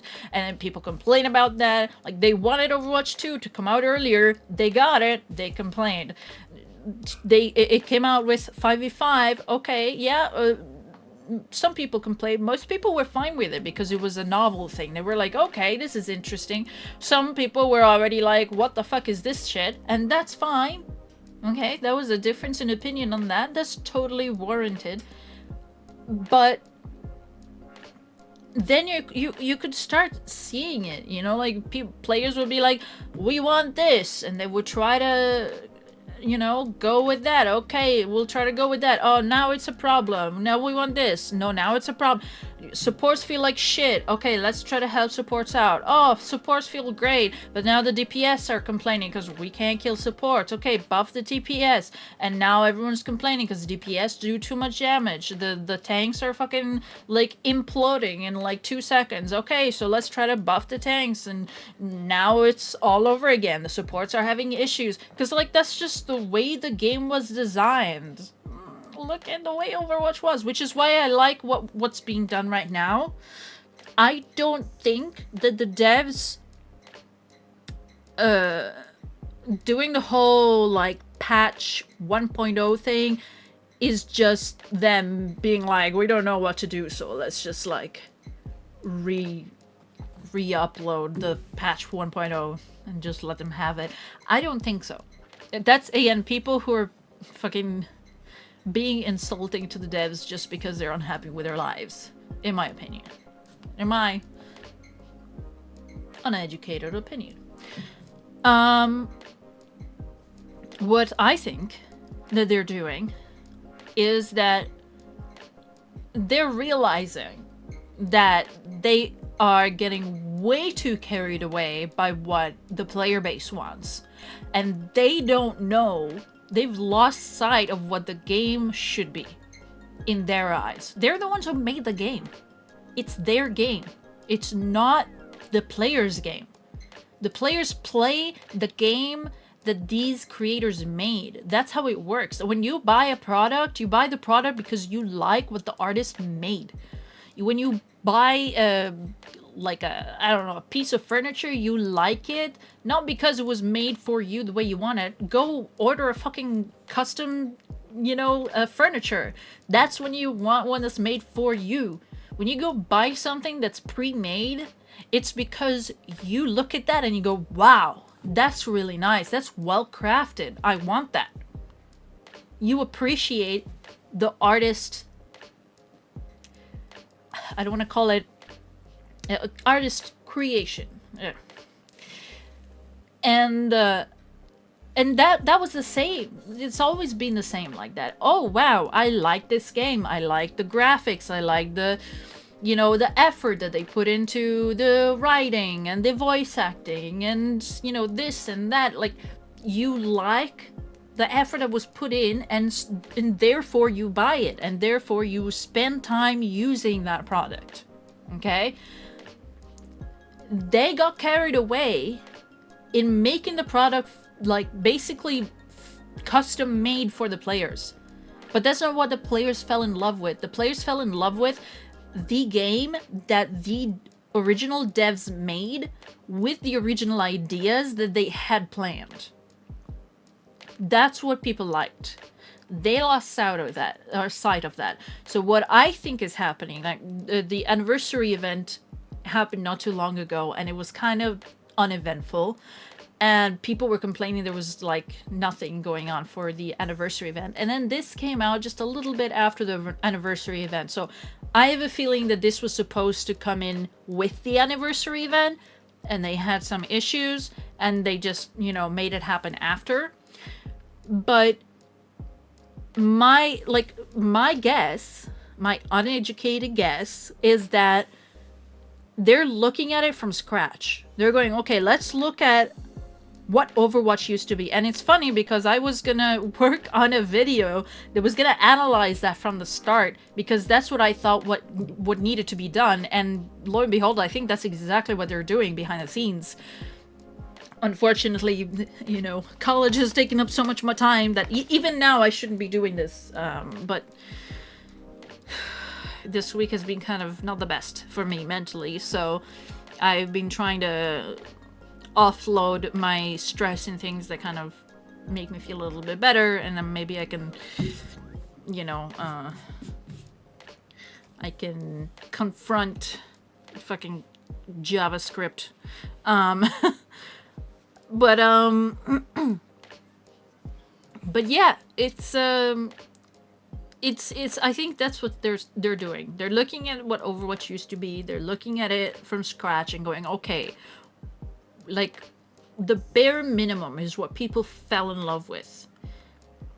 Sure, from No Limits, but then they put in the limits and people loved it even more. And that was the core base game. And I'm sure, you know what, it was a guess, but I'm sure that they're looking at it from the beginning, from scratch. Okay, what was good about the game when it first launched, and why did people like it? Go back and look at the reviews and the old videos of Overwatch 1, people playing Overwatch Beta, people playing like the game for the first time in the first few seasons. What was the feedback back then? Why was it good? And now adapt that to today's, gaming climate, because it's like completely different. There's a lot of free to play, a lot of stuff. There's different monetization things that they need to do in order to support the game that they couldn't do, before, because, you already paid the game. What are you gonna do, Diablo 4 back in 2016? God, no. So I have a feeling they're looking back at the whole thing and they're examining it. And while they're doing that, they have the fucking patch notes. They have everything that they're looking at it. In fact, I have a feeling they're even playing the very beginning of Overwatch, which is why they have all the patch notes gathered together and like all the old patches recovered, because they're most likely analyzing that shit and going, okay, what was good during this era, or what was bad during this era, and while we have all this stuff, we might as well put it to use. Let's make it into an event for everyone to play for nostalgia purposes. And yeah, of course, that's gonna bring people back and they're gonna want to try it. People are even gonna want to try fucking Double Shield and then go, God, this is awful. I'm so glad it's not in the game anymore, you know? But yeah, I think that's why they're doing it. And I think that's exactly what they should have been doing. Look at the game from the very beginning. What made it good? What were the issues? What were we planning? Especially because Uncle Aaron, he was on the team from the start, so he will remember, he will know the conversations that took place during those times when the game was good. And revisiting those things, he will be able to remember, oh yeah, we were thinking of doing this during that time, and oh yeah, we actually talked about doing this thing at that time. Oh yeah, we brought this into the game because we thought XYZ. He'll be able to recall that, and maybe he'll be able to do something useful with that information and change the game for the better. I went on a bit of a spiel. I don't even remember what my original point was, but yeah. I want to say they've been doing a better job, right? But the super tanks and doubling down on super tanks has been so bad. Unfortunately, I can't really give them credit. Like the patches recently haven't been astronomical, but it's like you take a dump on the floor, and like there's trash everywhere around the house, and then you take a massive dump on the floor to finish off the job, and you're like, all right, well, I'm gonna clean up the trash in the house, but you leave the giant stack of shit in the middle of the floor. That's kind of like what the balance team has done post season 9. When they What? What? I'm sorry, in what scenario? So you wanna talk about the room is not clean and you're leaving a piece of rubbish, you know, in the room and clean everything else. I understand that comparison, but what's the shit? Like, that's intentional. Why are you shitting in the middle of the room? What does that represent in this whole symbolism thing, in this whole comparison? What did the devs do that was intentionally shitting in the middle of the room and then intentionally leaving it there? Because they wouldn't do that to their game, dude. They have bills to pay. They're not gonna intentionally shit on their game. What are you talking about? What kind of... Huh? There's nothing I can say without being insulting, so I'm just gonna say, huh? If you have nothing nice to say, say nothing at all. So I shall say nothing at all. realized 5v5 was unbalanceable. We'll see. I think, look, Overwatch is in a vulnerable spot still. They've been doing a better job of communication. Like, the classic events have been great. The classic events really ripped the wool off people's eyes about the stuff that I've been saying. And they're like, huh, wait a minute. I'm not averaging 1,000 damage per limb. I have like 3 to 5k damage, and I have like 15, 20 something limbs. What happened to this game? What happened to it? And the answer is you're stuck shooting a super tank all fucking game that you will never, ever kill. Ironically, and it's so funny how this has come full circle, and I don't mean this in a way to flame them. I mean this in a way that proves my point. That they never understood Overwatch 1. Team 4 never understood the game. What made Overwatch 1 unfun and unplayable? Double shield. And that I agree. And you'd be surprised to know that a lot of people who create games don't really know what the game, like what made it popular, unless there was so many years in the making that they knew exactly what they were doing. But like with Overwatch, they even came out and said it. Overwatch was not even a complete game. It was like the first third of a complete game. The crawl walk of the, like the crawl part of the game. And the walk part of the game was supposed to be with the PvE. And then the run part of the game was supposed to be the PvP plus the PvE all together as an MMO. That was the original plan. So, of course, they didn't fully understand their game because it wasn't a complete game. They were like, whoa, what's going on? People are okay with this. Was just something we were gonna launch to have people play, and then we're gonna build on it. But actually, people already see it as a complete game. The fuck is this shit? Anyone would be surprised. But they came out and said it. So, yeah, you're not flaming the devs. They came out and said it themselves that they weren't expecting it to be successful the way it was. And it was not seen as a live service game. It was supposed to just be that. And that in itself was a bit of a problem. I guess that's what happens when you're too smart for the room. When you're too smart from the room, you're creating something that you don't even realize you're just creating. You're just explaining your thoughts. And people are like so taken up by what you're explaining that they're like, whoa, this is amazing. And you're in the middle of inventing something new and you don't even realize it. There wasn't really live service games at the time. Not really. It wasn't really a thing. There were free-to-play games. Technically, they were a live service, but the only live service thing about it was to keep the servers alive and to keep them running and fixing bugs and, you know, keeping the currency steady. But like it was all the Candy Crushes and the, you know, those kind of mobile games that were live service. Like these kind of games, live service, correct me if I'm wrong, but I'm pretty sure that there weren't any. And Overwatch was the first to really be a live service without being free to play at the same time. They just kind of came out and started adding stuff to the game. And people were like, this is cool. We're having a hero every X amount of months. That's awesome. And they started getting used to it. And other companies were like, ooh, that's not a bad idea. Except that we're not gonna do this for free because, you know, well, we're gonna make ours for free and we're gonna charge for this work. And free-to-play live service games started going around. You know, Fortnite came out, and then Apex came out, and then Valorant came out. And Overwatch, that was pretty much, in my opinion, the creator of it, was kind of like, oh, fuck. We created this thing, and we didn't realize, and before we knew it, someone else adapted it for the better, and now we're kind of in kind of a shit show because we have no money left because we did all this work for free. What are we gonna do now?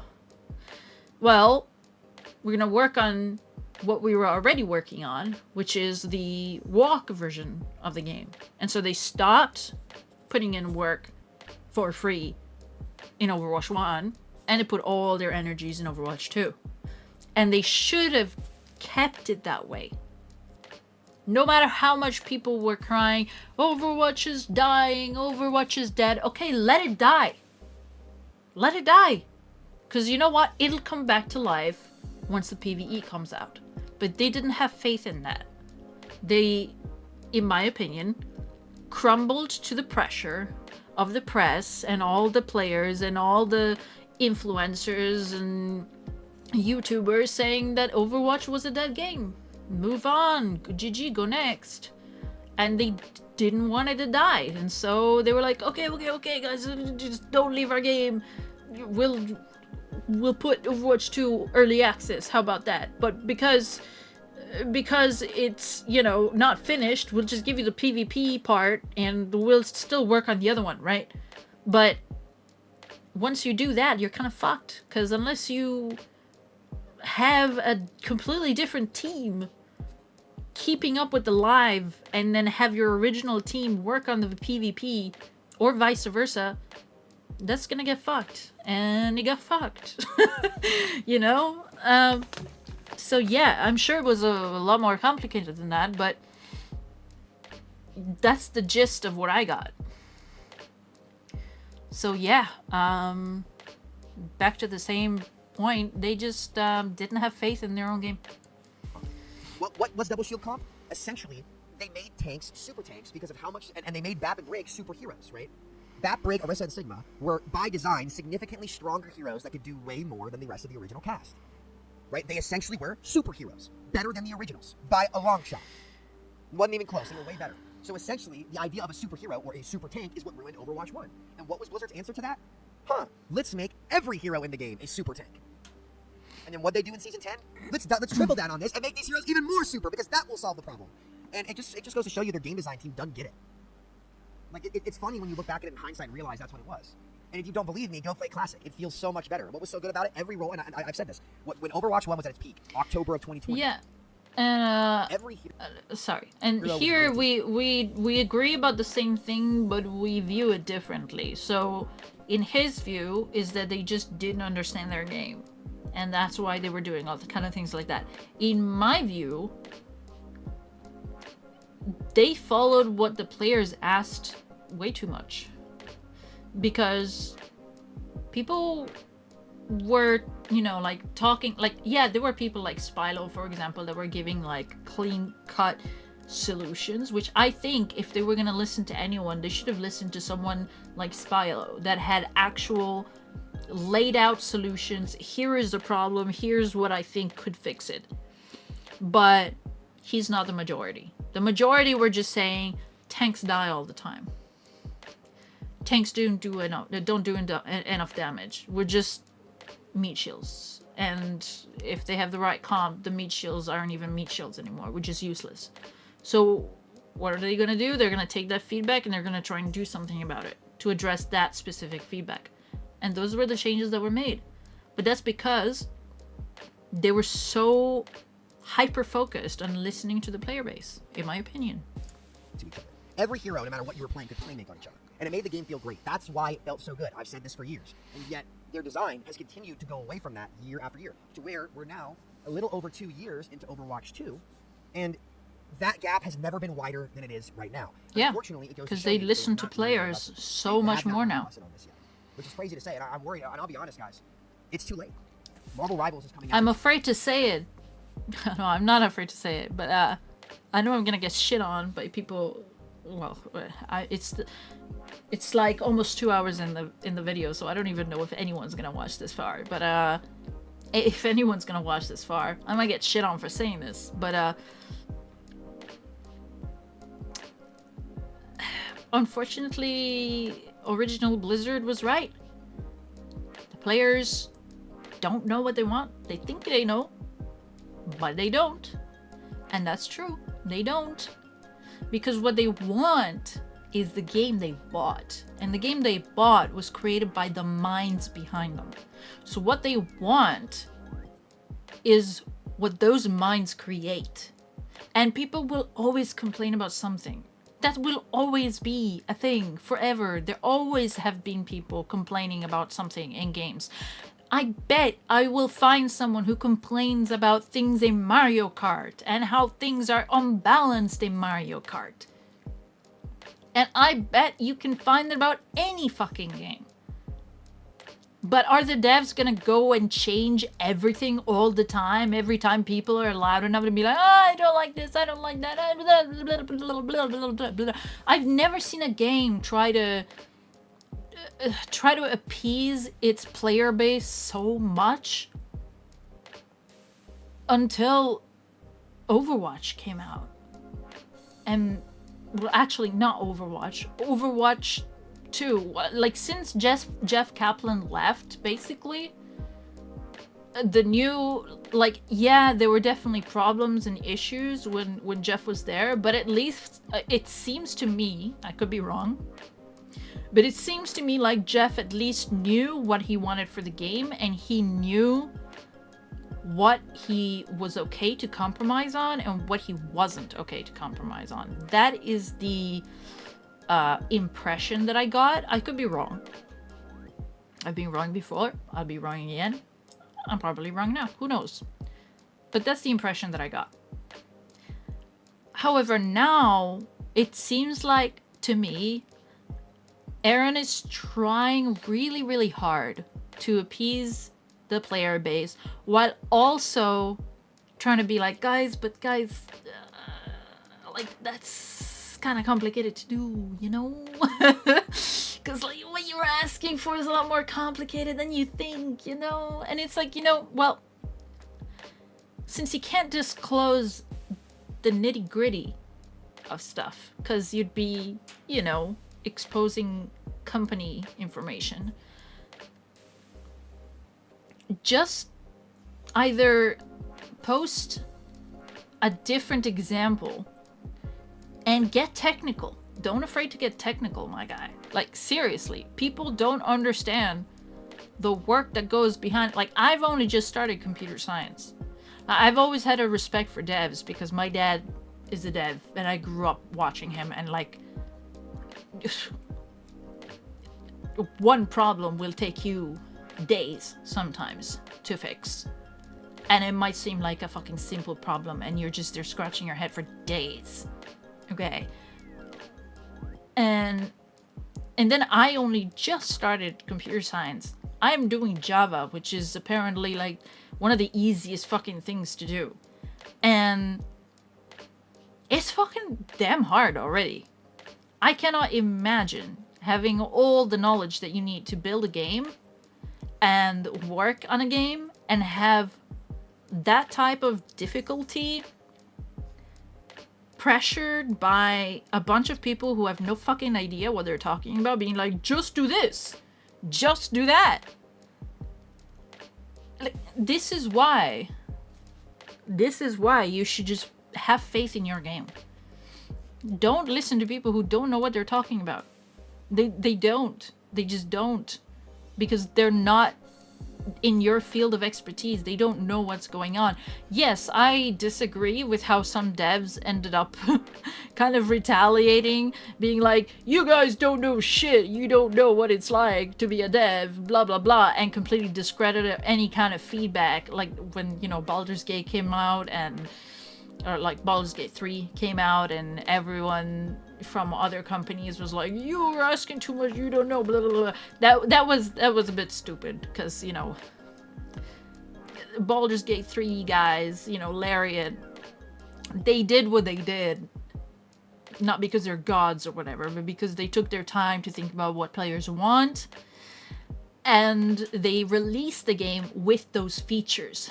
You guys are thinking of it in a pretext of, oh, they want us to add all these features on our already existing game that's already pre-built to be completely different. No, that's not what people are asking. People are asking, your next games, please take your time to fucking make them into good games and, you know, be pro player.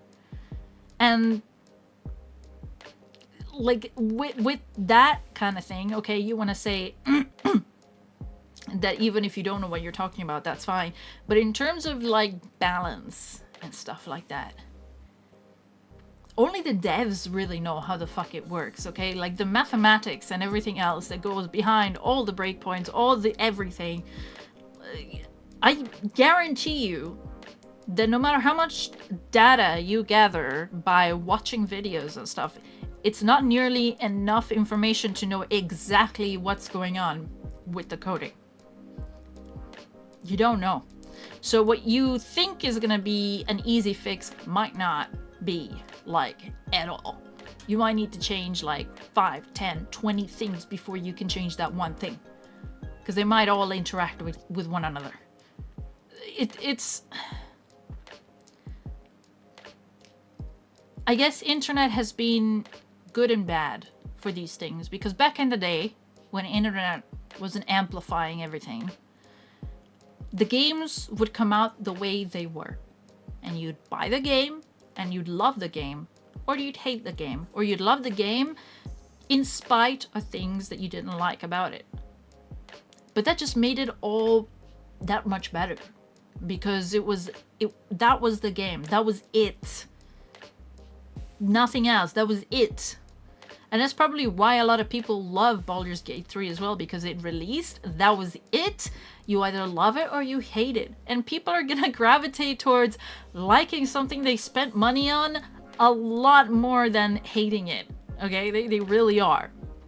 But with these games, they're live service, they're free, you can play for free, so you get to feel like you can complain about fucking anything as much as you want, because hey, I don't spend money on this, so I can complain all I want. And that's just shit, in my opinion. That's just shit.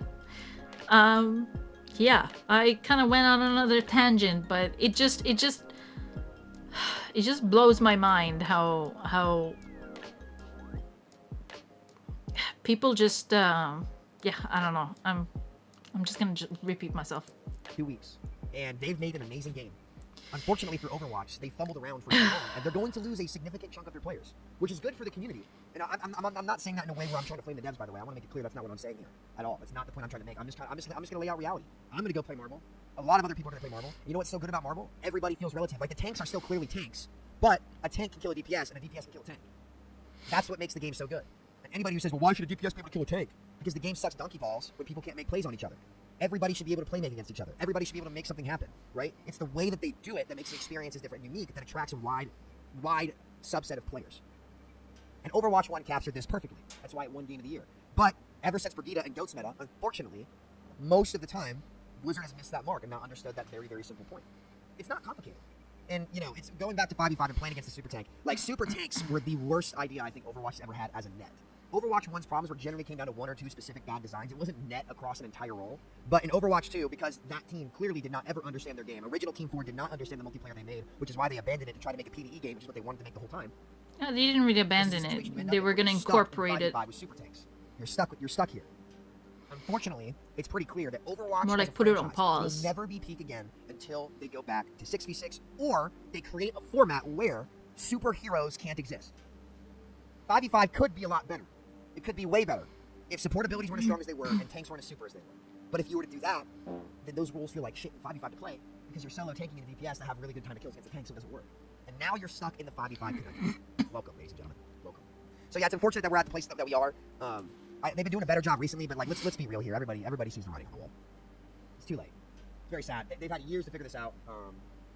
They've had years to figure it out. Clearly, it hasn't worked. And you know, I think like when this, like, let me rephrase. They can do it. They're just way behind. And I think maybe Alec has been, and to give them credit, like I think they're starting to get it. Where it's like, hey, wait a minute, this actually feels really good. But man, we've been saying this for 4 years, 5 years. Listen, you can go pull my VODs up of Brigida, literally explaining this exact issue to a T 6 years ago. And they just didn't care.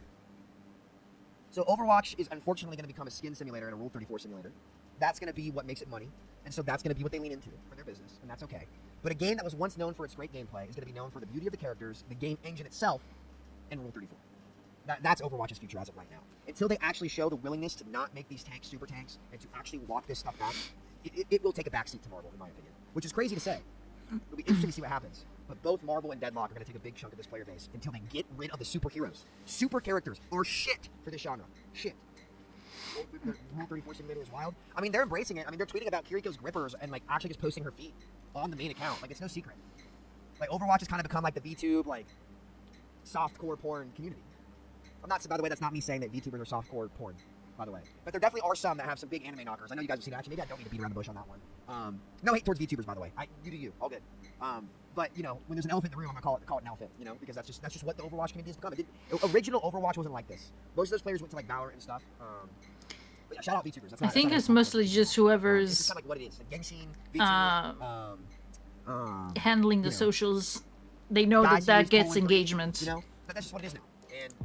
And because otherwise, even things in like in the game, like they would have changed Widow's and Tracer's butt back to what it was, you know, but they haven't. So I think they just, you know, whoever's holding the, or not holding, whoever's managing the socials, they know what gets engagement, and they just do that. I mean, shit posting and trolling gets engagement. That's pretty much what they do, but just Overwatch version. So,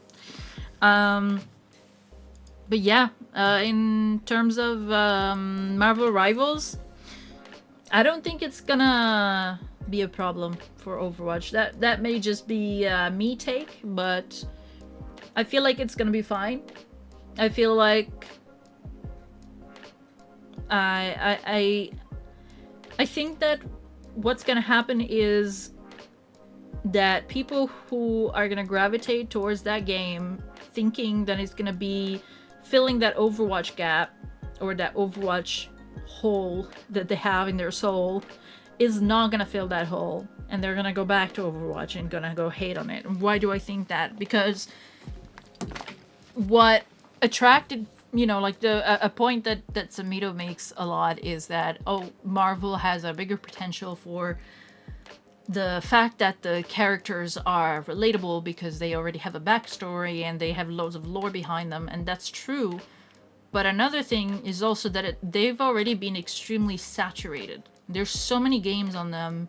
There's so many movies on them. There's so many everything on them that you're gonna be playing it and you're gonna like it as a Marvel game, but it's gonna be a Marvel game, just like any other Marvel game. And there's been a bit too many Marvel games recently.